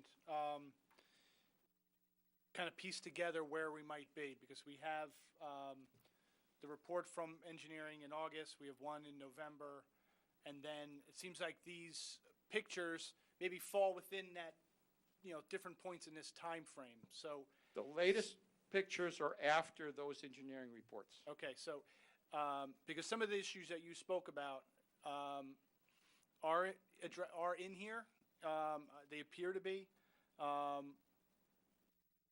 So, for example, yeah, prior to the second pipe being put in, I did speak with engineering. Okay, so I mean, it does talk about inverts being at the wrong heights and things like Right. that. So just so the board is aware, what images reflect the current situation right now? 26, 27, well, 27 is a change because it doesn't have the trees in it. 25 was after the engineering drawings. I'd have to look at the pictures themselves to determine the actual dates, but this was fall. This was after the dual pipe was put in. So the dual pipe was put in, as you can see. This is all after the dual pipe because you can see the 2 pipes on the drawing where the swale is. So they didn't make any changes after those engineering reports once that second pipe was put in. So you could see the 2 pipes in image 23 just barely picking up above the water line. So this is after engineering had approved those pipes. So what's the date of image 23 approximately? After the pipes were put in, so it had to be the fall, it had to be last fall, 2017. And image 25 as well, does that? Image 25 as well after it kind of dried out, showing that the swale, the pipe drainage is still higher than the lowest point of the swale. Okay, so in your opinion, image 25 reflects what currently exists right now? Except for that tree, yes. Okay, so the tree was removed? The tree was removed. Okay, and image 26 as well, looks like it's that same area. Correct. And on the engineering report, which I did see, I believe the tax map or reference that they used did not include the lot line adjustment property from the railroad in terms of the volume of acreage that the swale should be able to handle in terms of runoff. But I'd have to go back to that report. I'm not sure on that. thank you. The one other thing I would like to add is when the house was first built, it was listed for sale for a number of months at about $975,000. It didn't sell. I spoke with the realtor. There's an apartment or a live-in up above the garage with the potential for a separate kitchen, and it can be locked out from the rest of the house. I don't know if it's like a mother-daughter or father-son, or I was surprised to hear that when I spoke with the realtor, and they were surprised to hear that it did not have a CO at the time. And then that's when the builder-owner moved in. That's all I have to say. Okay, thank you. Can I ask a few questions, Yes. please? Mr. Thomas? Mr. Thomas? Yeah. Can I ask a few questions? Thank you. sure. When you took the pictures on image 25 and 26, you said the two pipes were already in at that time, is that correct? Yes. Was all of the work completed, or was there additional work that was done either to the front or to the rear of the property to remove certain debris that was blocking the pipe after that date, if you know? To my knowledge, all the work was complete. Okay, so that's to your knowledge? Yes. So you don't know whether there was any subsequent work done after that to clear If some of it the was pipe? very minor, because what I looked at did not look like it was changed. When you took those pictures, do you know how much of a rainfall there was that day? Yeah, average, typical rainfall. I did not measure the rain. Do you know what date it was? I'd have to go back to the picture. I don't have that off the top of my head. All of the pictures before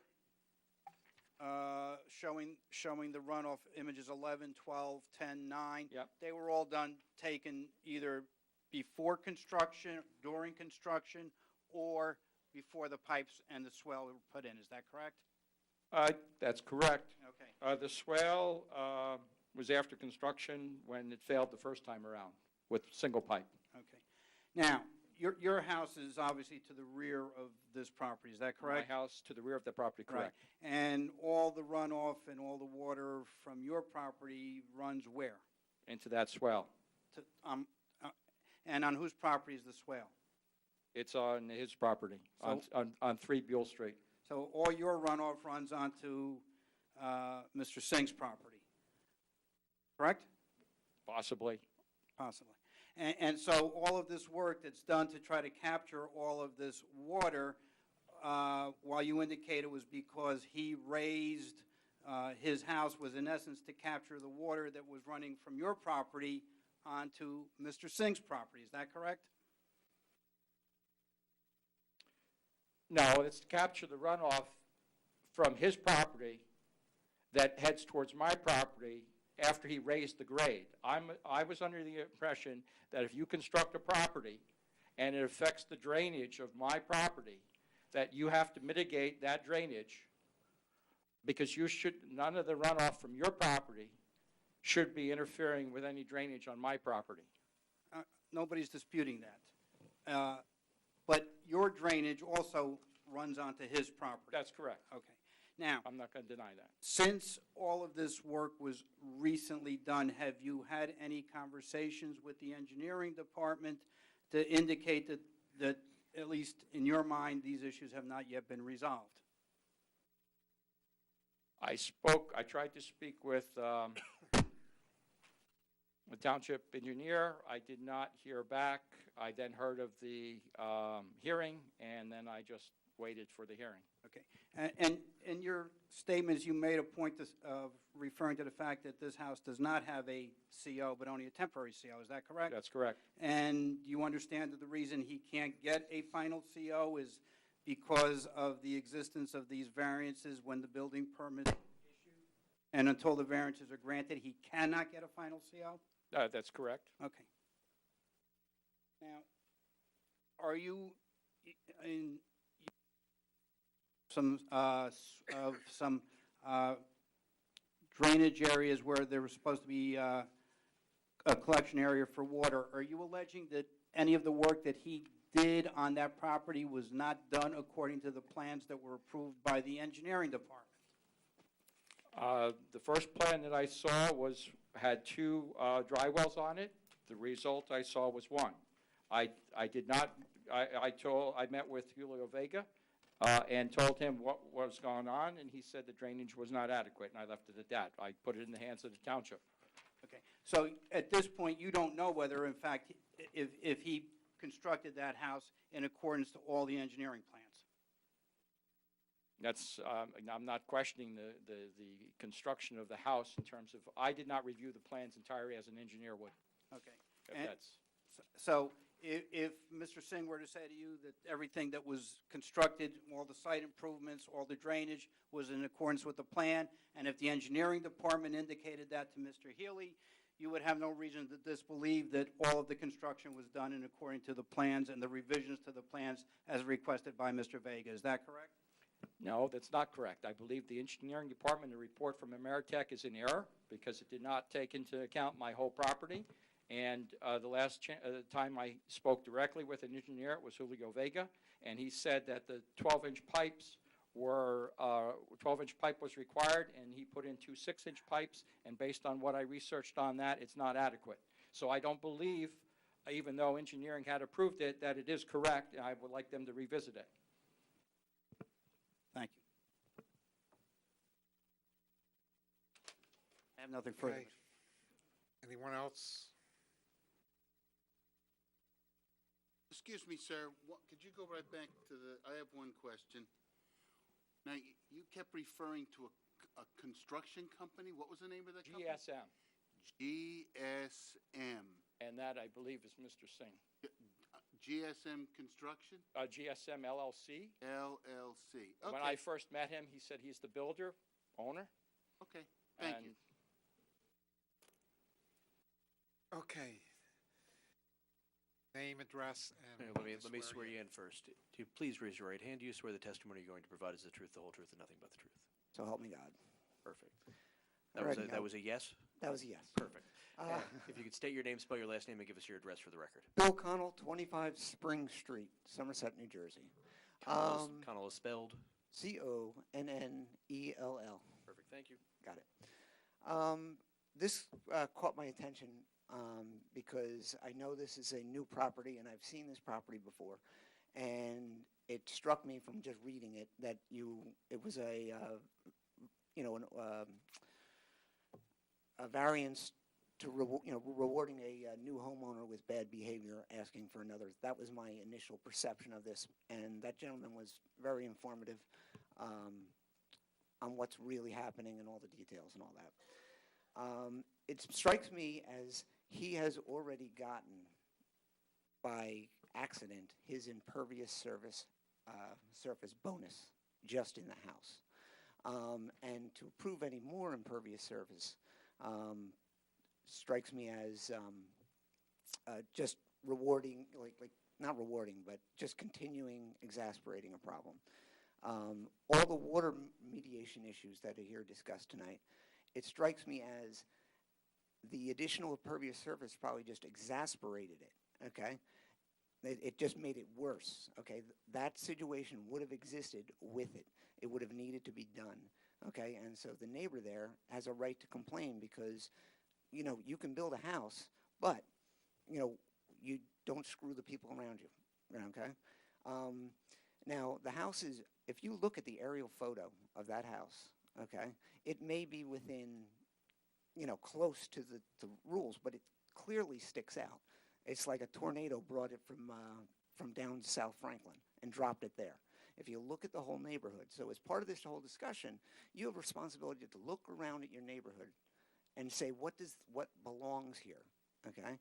And that house, on its size, doesn't belong there. So you're just making situations worse, okay?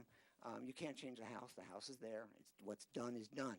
But you can't continue down the same path and upset the neighbors around you. It's a beautiful little area. It's one of those few little hamlet areas. And, he has a right, he owns the land. But at the same time, if you look at what's going on, it doesn't work, okay? So don't it doesn't really fit in. And maybe that was a planning board issue. I don't know if it was your issue, but it just doesn't fit in. And last but not least, for Mr. Singh, because he was alluding to it, is this an investment property, or are you going to live there? He Because what? testified he lived there. No, he does live there. What is his future intention? It's irrelevant. Okay, okay. All right, thank you. Okay, thank you. Anyone else come to the podium?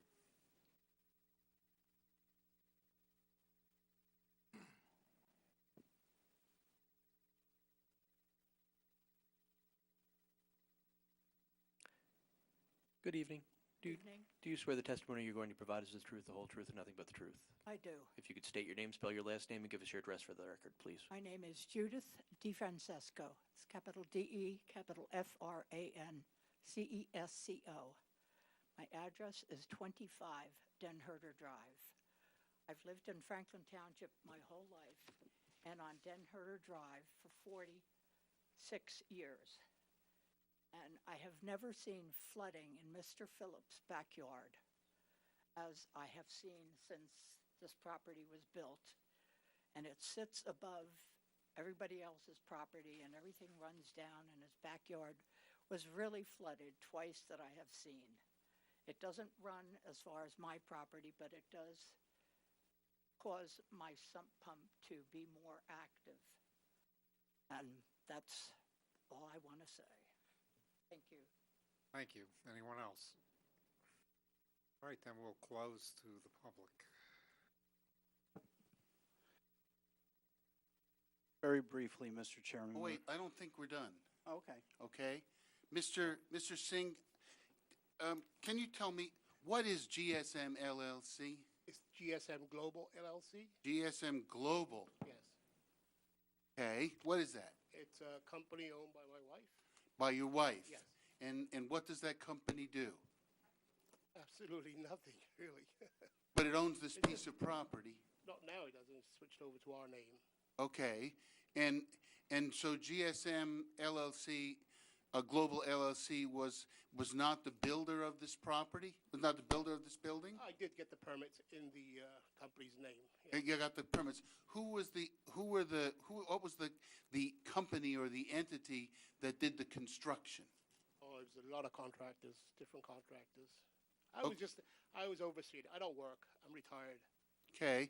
And I oversaw what was going on. Okay, and is this the first time you've built a house? Yes, sir. Okay. All right. I wanted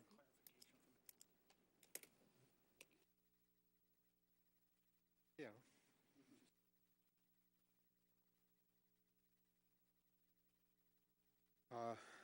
The other question I did have for Mark, one of the speakers alluded to some of the specifics of the house plan.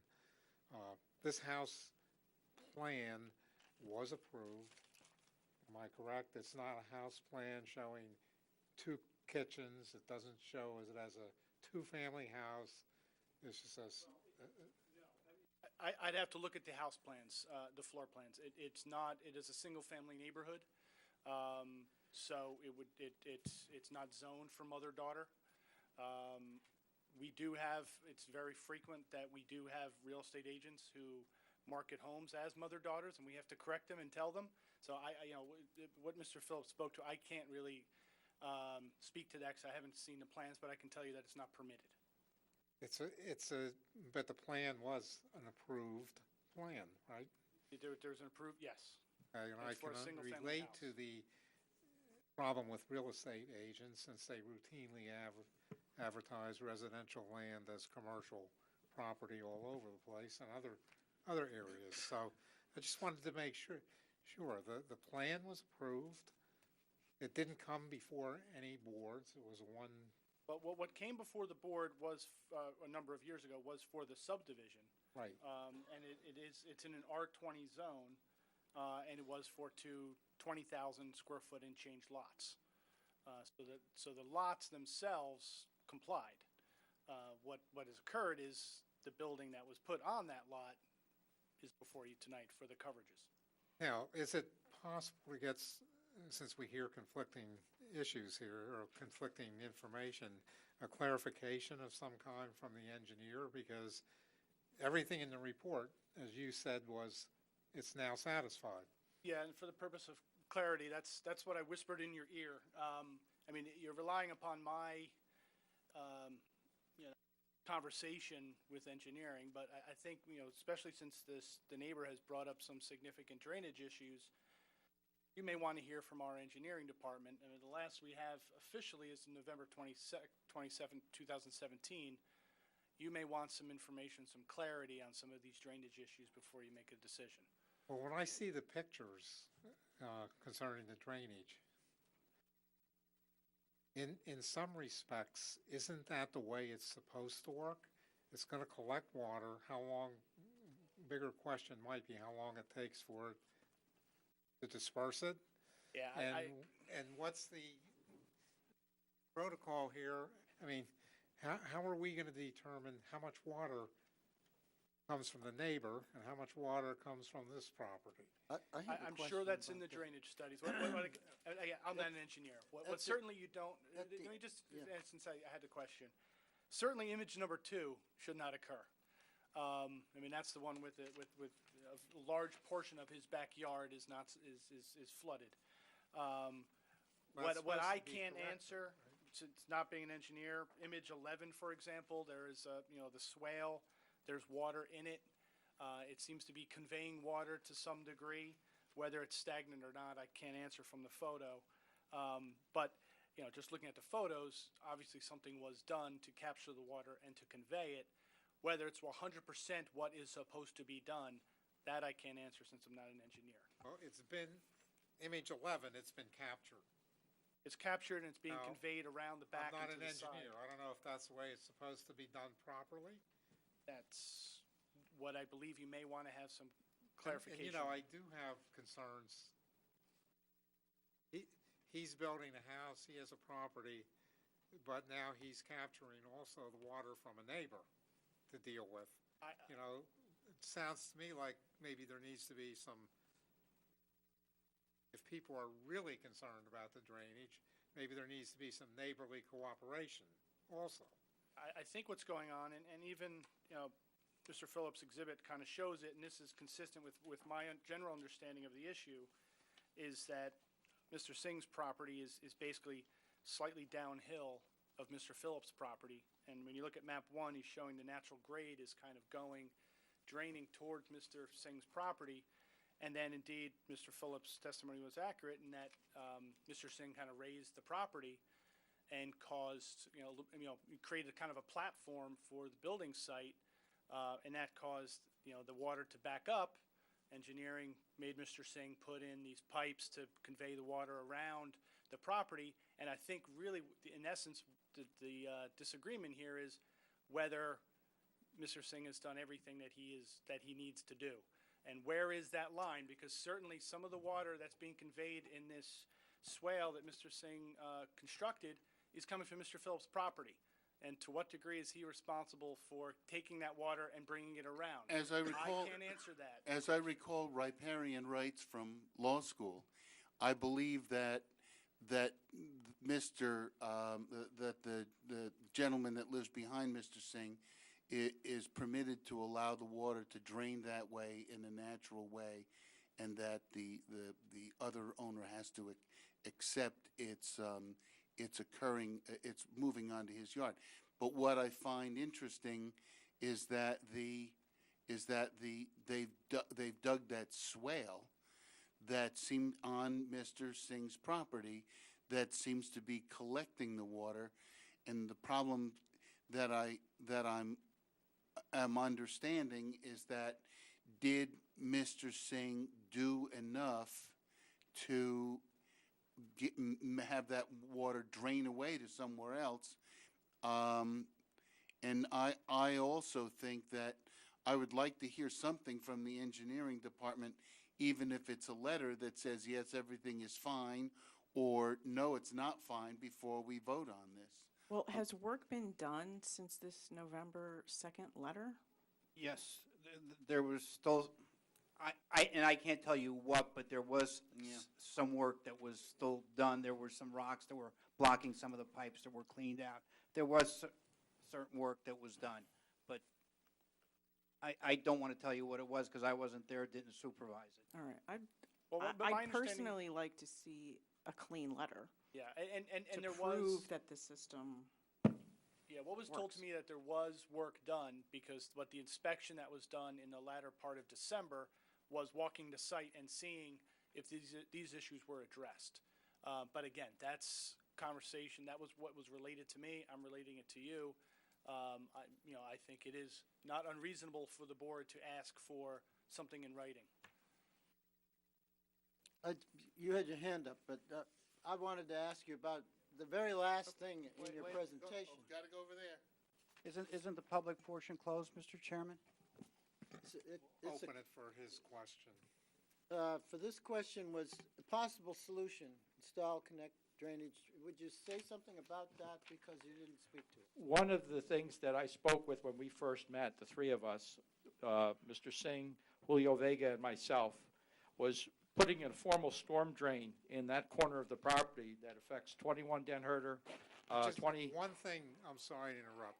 You said Julio Vega was a former township engineer. Correct, and the three of us met. What's his status in this application? Because right now, a number of times, you've mentioned several things that he said, and we're not able to talk to him about what he said.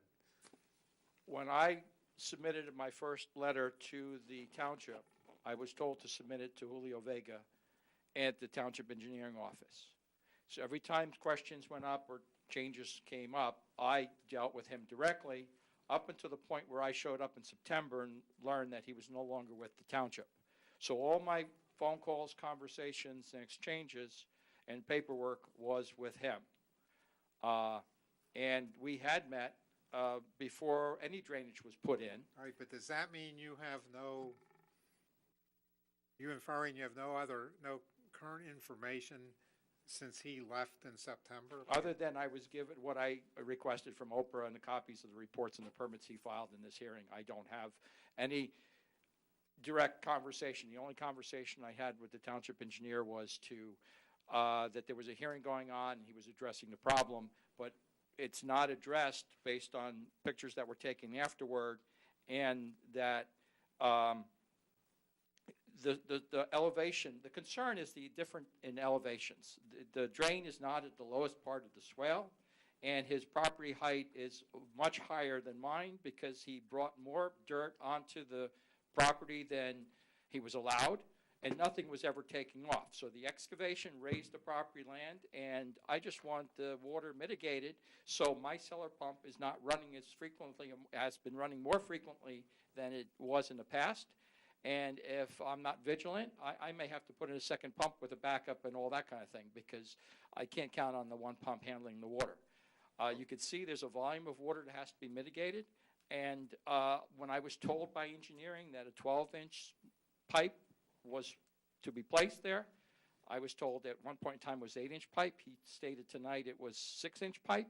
So two 8-inch pipes don't equal a 12, and two 6s definitely don't equal a 12. Based on that standard engineering chart that I provided you.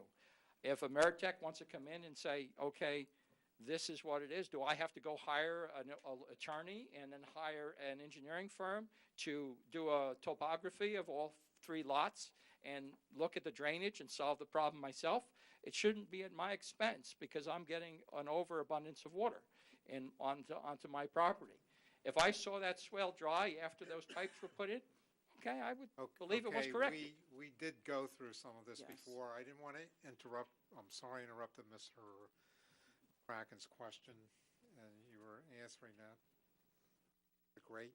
Yeah, but the grate, That's a picture that I threw out as a discussion I had with Julio Vega and Mr. Singh is, could we put in something like that that's below grade to capture the water and take it between the two properties of 21 and 5 Buell and address the overflow of water that comes from 25 onto 23, and then onto Mr. Singh's yard appropriately. Maybe we need to engage 3 Buell Street because, or 5 Buell, because, that has also blocked drainage. But that's, approved and done. The drainage for these 2 buildings wasn't adequately addressed prior to construction. And to put more impervious coverage down puts more rainwater onto the property. And it's a high percentage. It's not like I'm off by 2%. That's a big error.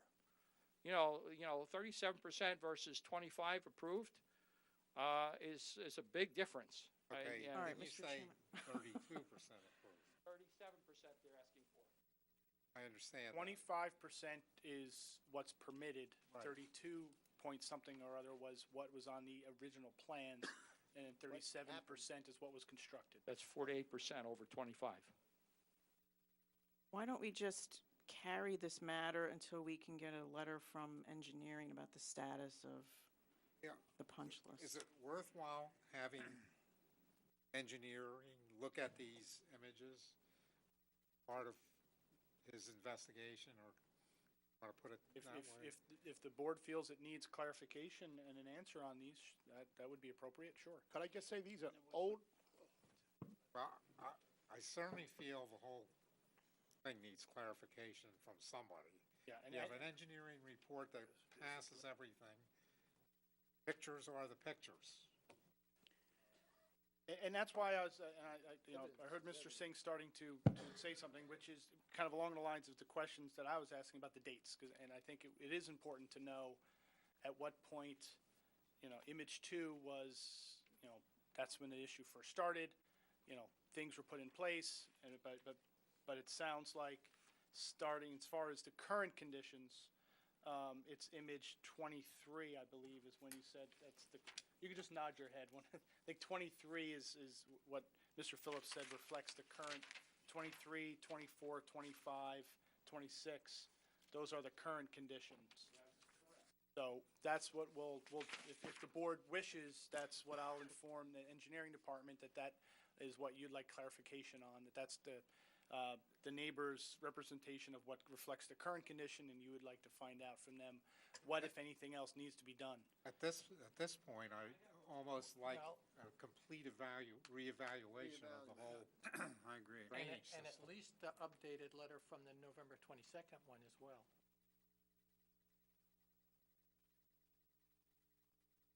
That acceptable to everybody? Yeah. May I also, Mr. Thomas, request that Mr. Healy advise engineering that if they are going out to the site, that we be notified so that my client or his engineer can be present to answer questions that need to be answered so that we can get to a resolution of this matter, number one.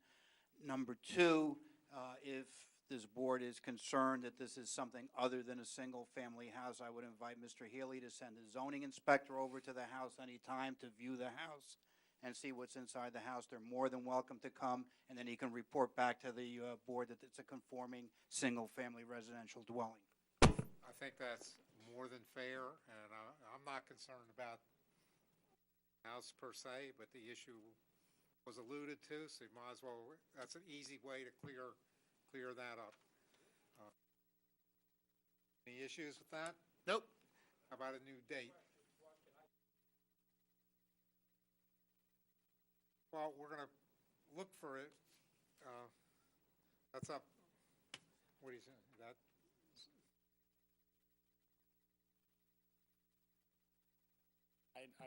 The objection, Mr. Lanford, on behalf of your client, to having Mr. Phillips present when the engineer arrives. I don't have a problem. I would suggest, though, it probably would make sense if he is that concerned that he have an engineer with him to protect his interests, but I can't force him to do that, but it probably would make sense. Certainly, that's his decision to be made, but Okay. As far as carrying this thing, I am back here on I think it's the 15th of February, and I think the first meeting in February in 2 weeks, we may not be able to get answers that quickly, so I would suggest that we carry it for a month to, is that the date, 15th? yeah, that'd be the date. I believe it is. Yeah. Yep. carry it to the Yes. 15th without further notice or publication. And Mr. Lanford, if the board needs an extension of time to take action on the application, the applicant would consent to that? I think I've already granted an extension, but if I haven't granted it long enough, you have an additional extension of time to act. Thank you, sir.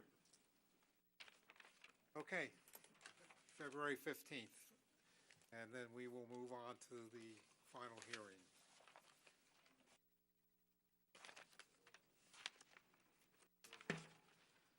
Franklin Greens, CBA 17-00029, C variance for replacement of existing freestanding signs at JFK Boulevard, Block 385, lots 2.04, 05, 06, lots 21, 35, 36 in the GB zone.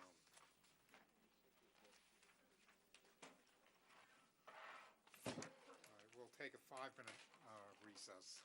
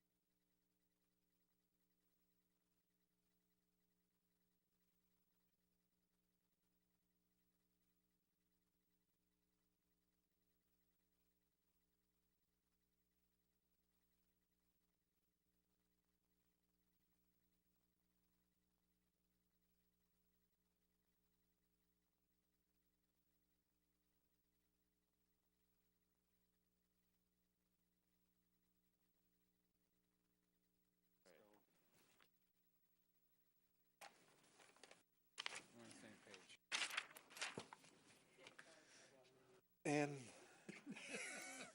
okay, you're on. Good evening, Mr. Chairman, members of the board. Peter Lanford appearing on behalf of the applicant Fieldstone at Franklin. This is an application for some sign variances and for some flagpole variances. The sign variances are to replace existing signs. We are not adding any new signs. The location of the signs are currently in variance. The new signs will also be in variance. The flagpoles are going to be new. Your ordinance allows 3 flagpoles. We have 4.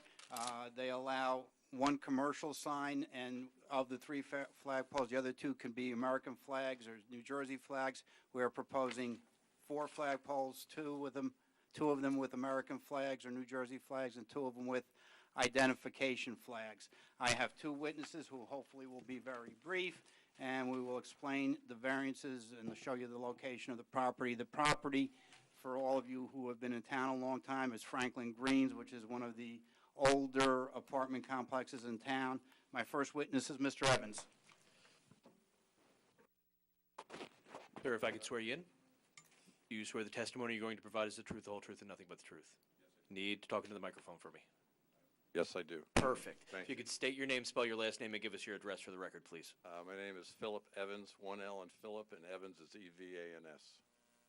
And my address is 9 Walnut Street, Hopewell, New Jersey. Thank you, sir. You can be seated, Mr. Evans. Mr. Evans, by whom are you employed? I'm employed by Fieldstone Properties as a consultant for their development throughout the state of New Jersey. Okay, and Fieldstone Properties purchased the apartment complex? Correct. And when did they purchase it? About 18 months ago. Okay, and how big is the complex? 646 apartment units. Okay, and since purchasing the complex, has Fieldstone undertaken a renovation and modernization of the apartment complex? Yes, both on the outside and every single unit on the inside. They're spending anywhere from $12,000 to $17,000 per unit. I have something here which, if you want to pass around, just to show you the massive difference in the apartments. It's part of a total marketing scheme to renovate everything. We do it. We're doing it on at least 10 of these apartment complexes that are old, rehabbing them, cleaning them up, and in this case, we're adding $1.5 million.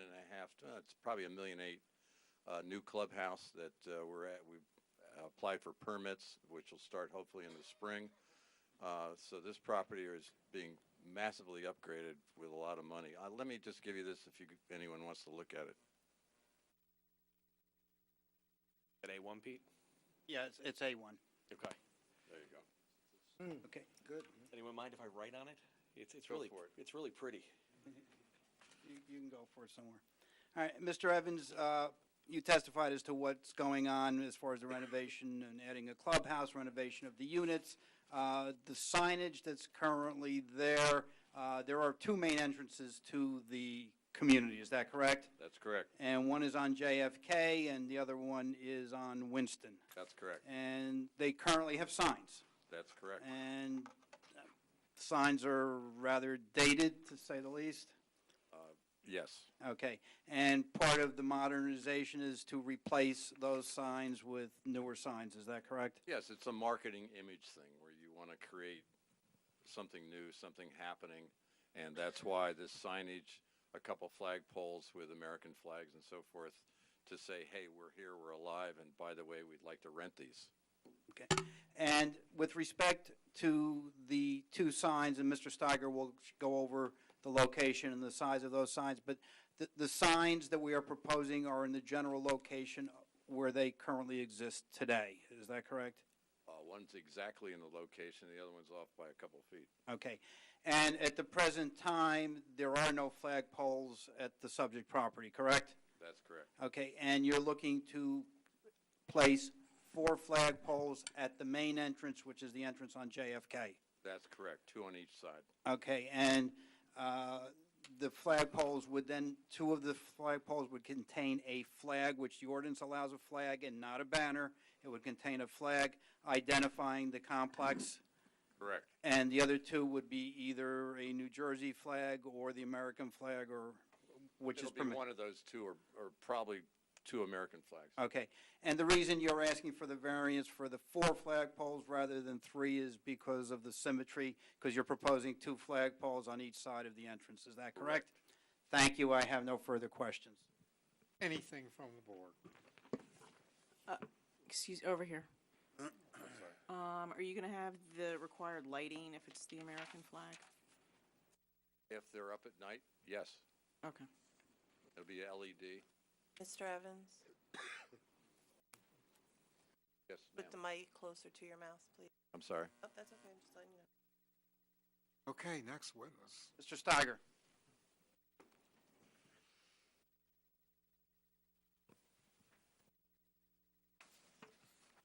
Do you swear the testimony you're going to provide is the truth, the whole truth, and nothing but the truth? Yes, I do. If you could state your name, spell your last name, and give us your address for the record, please. Yes, my name is Joseph Steiger, Staigar,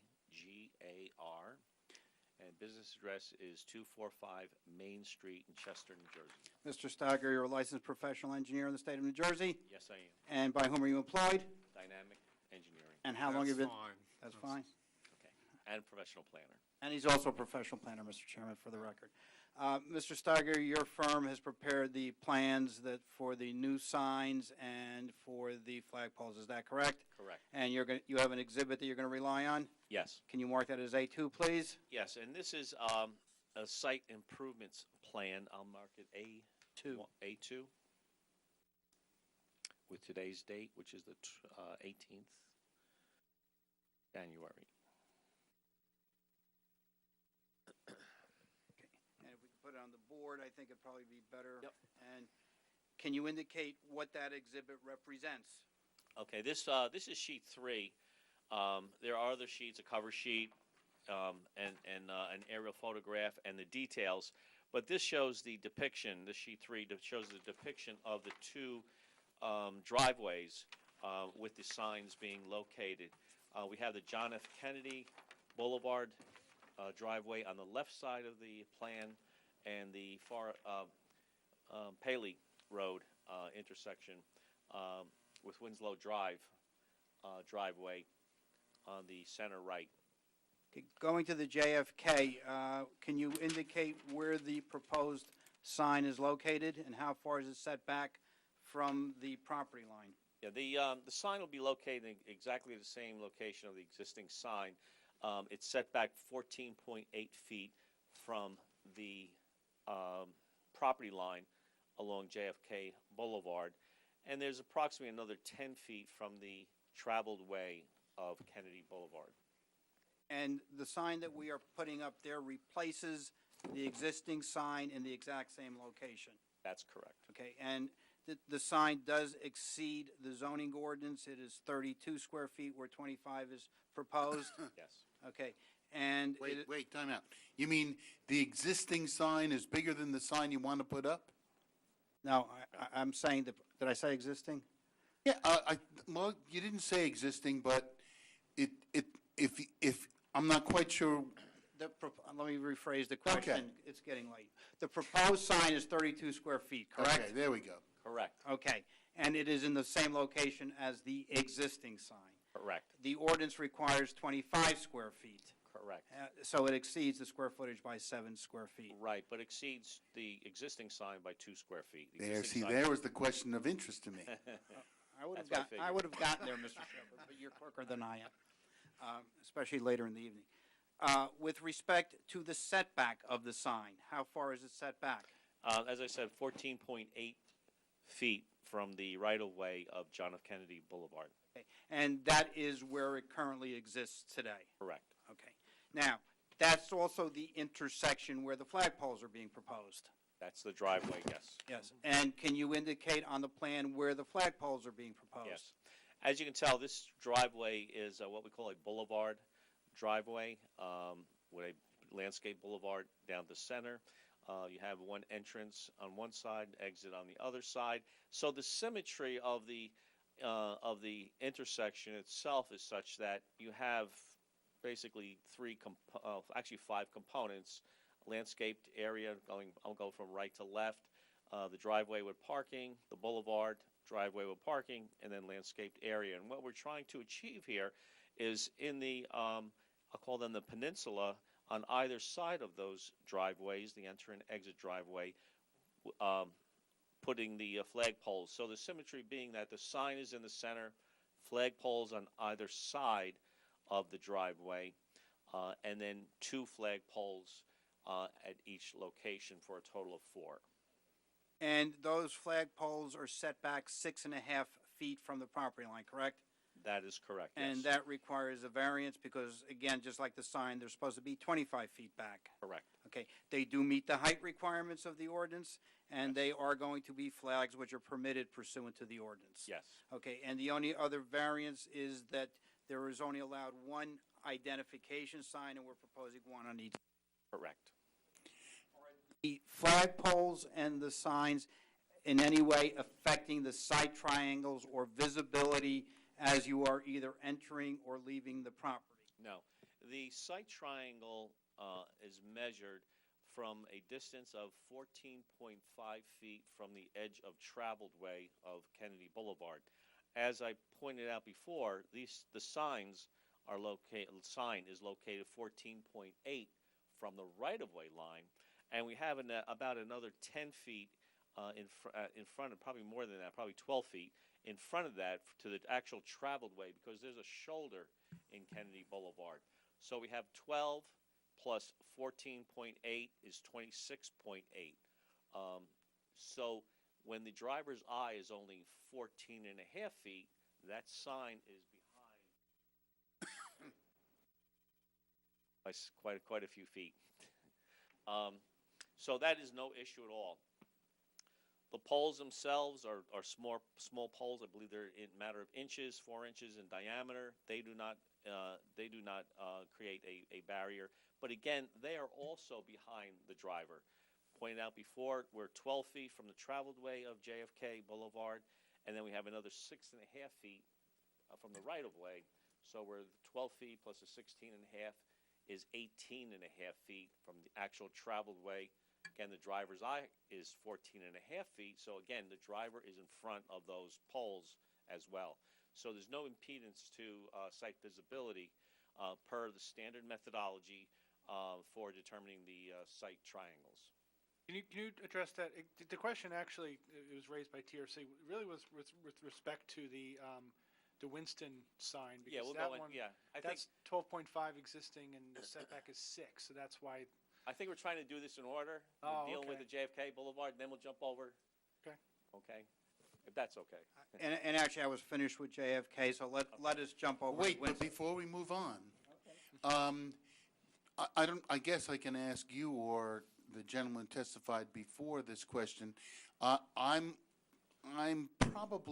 pretty confident that at some point they're going to lose interest in having the flags up.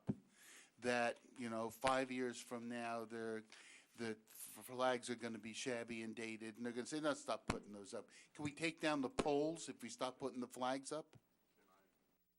Sure, give them that thing. One thing this outfit does not do is have shaggy anything laying Shabby. around. Shabby, or Yeah. shaggy. But that will not happen. I mean, Okay. and especially if nothing else, the American flags will be, every 3 years, they'll be brand new. The other flags will be changed when they look bad, because otherwise it's a reflection on us. So I hear you, and if you want to put that as a stipulation, because we'll always have flags up. Okay, that's great. Okay. Thanks. Sure. One question on the JFK sign. What is this? I understand the square footage of the sign that says the park. What is the square footage of the stone monument, yeah. stone wall? That wall is 22 feet wide, and at the maximum, it has a circular top to it, or section of it. If you go to the very apex of that circular edge, it's 5.5 feet. So if you square it off, square off the extremes, 22 times 5.5 is 121 square feet. Thank you. And that wall is not changing, correct? That wall's not changing. The actual sign, again, is not square, but when you square off the extremes of that oval shape, we're at 32 square feet. That's correct. Okay, now we can drive over to Winston. Okay. And on Winston, we are proposing one sign, correct? Yes, There currently exists one sign.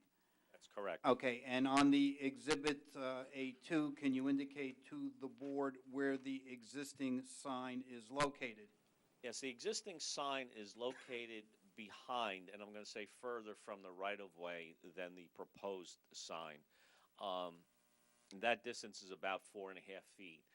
So we are moving the proposed sign forward of the existing sign by 4.5 feet. It will have a setback of 6 feet. And the reason for that is, just as the JFK Boulevard has the stone wall as a background to the sign that's being proposed at Winslow is a dual pole sign. It's just a freestanding sign. And what we'd like to do is put I'll call ornamental hedge behind it, so there's a backdrop to that sign. So for aesthetic purposes, we stepped the sign forward to get it out from under the trees, so that we could place the hedgerow and the hedges could survive.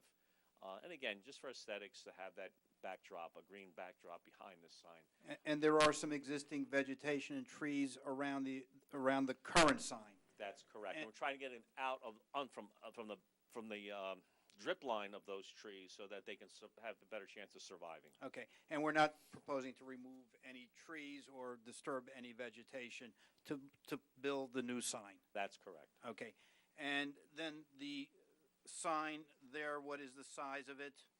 That's 25 square feet. Okay. And it conforms. And it conforms with the ordinance, so it does not exceed the size requirements? Yeah, we're asking for a setback. Just the setback? Right. Correct. But we're out of the site triangle. And the reasons for we put the sign back 25 feet, it's not going to be visible for most drivers passing by. So some guests are passing by, or someone looking, a service person, or someone looking for the site. This just provides better identification for traffic safety purposes to identify the site. Okay, and in your capacity as a professional planner, do you see any negatives or disadvantages for the grant if the board were to grant the variances that we are seeking? No, I believe that because the sign is conforming in size, we're asking for a setback a setback variance. But again, I believe that setback variance is justified for improved or enhanced traffic safety for better identification of the site. It's a rather big site. We have over 600 units. It has quite a bit of activity, traffic activity being generated by it. And again, we need to identify it in a proper manner. And the setback being forward to the road just provides better site visibility of that sign. And it's generally your same position that the same variances that we are seeking on JFK, for the same reason, identification and safety for the motorists, are appropriate?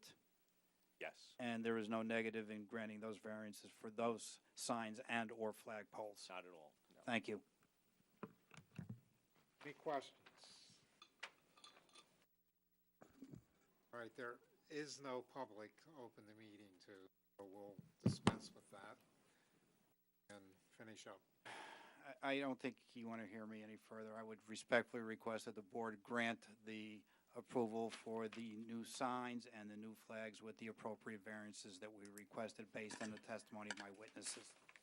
I move that we grant Franklin Greens Fieldstone Properties variances needed to erect the two signs, one sign a size variance, both signs a setback variance, and allow them to erect 4 flagpoles with flags at the JFK entrance with the variance for the setback of the flags and the number of commercial flags, and that with the stipulation that the applicant will remove the flagpoles at the time when they no longer deem to erect flags at the entrance to the site. Need a second? Second. Any discussion? Board? Bruce McCracken, Yes. Alan Rich. Yes. Robert Shepherd. Yes. Anthony Caldwell, Yes. Gary Rosenthal, Yes. Cheryl Buell, Yes. and Chairman Thomas. Yes, and it's nice to see the investment of money in rehabbing places like this in town. We thank the board very much, and we will continue the improvements. Thank you. Okay, we can't adjourn yet. Now I got one more job to do.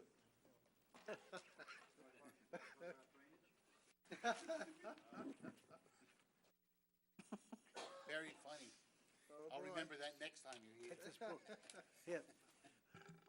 Pick your book.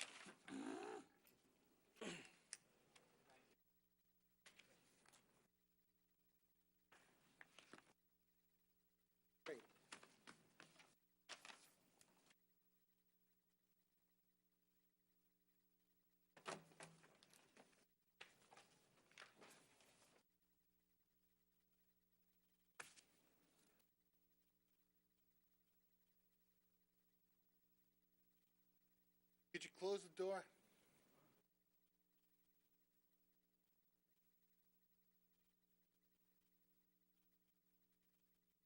Of course, we still have one open. Okay, what is your pleasure with the Motion to appoint Jim Keneally. second? Second. Only discussion I would entertain, as I completely agree. Right. It's like the difference between a game show host and a lawyer. We're still on TV, aren't we? Okay, any, Before I vote, if there's no other discussion, is this a, Wait, before I Roll vote, call. I have a question. I have a question. I have a question. Since our good lawyer is here this evening and his office is in Piscataway, can you tell us a little bit about? Mr. Keneally, I will admit that I have no experience with the first applicant. I do know Mr. Keneally. Mr. Keneally took over as the zoning board attorney when my partner became the township attorney in Piscataway. Prior to my partner becoming the township attorney, he was the zoning board attorney in Piscataway. I know that my partner Jim Clarkin and Jim Keneally have a good relationship. I have appeared before all three of the boards which Mr. Keneally represents. Actually, I'm sorry, two of them. Just thinking of another one that he formerly represented. We can't appear in Piscataway, but in Spotswood and in South River, and I find him to do an exceptional job. And I'll only add that he was in the appellate division this morning on a case out of South River, and I know it well because my father represents the applicant. So he was my father's adversary, and my father also thinks highly of him. Thank you, Peter. okay, no further discussion? All the board on that, or just all in favor? I think you do all. All in favor? Aye. Opposed? Motion carried. Now motion to adjourn. Moved. Second. All in favor? Aye. Opposed? Meeting adjourned.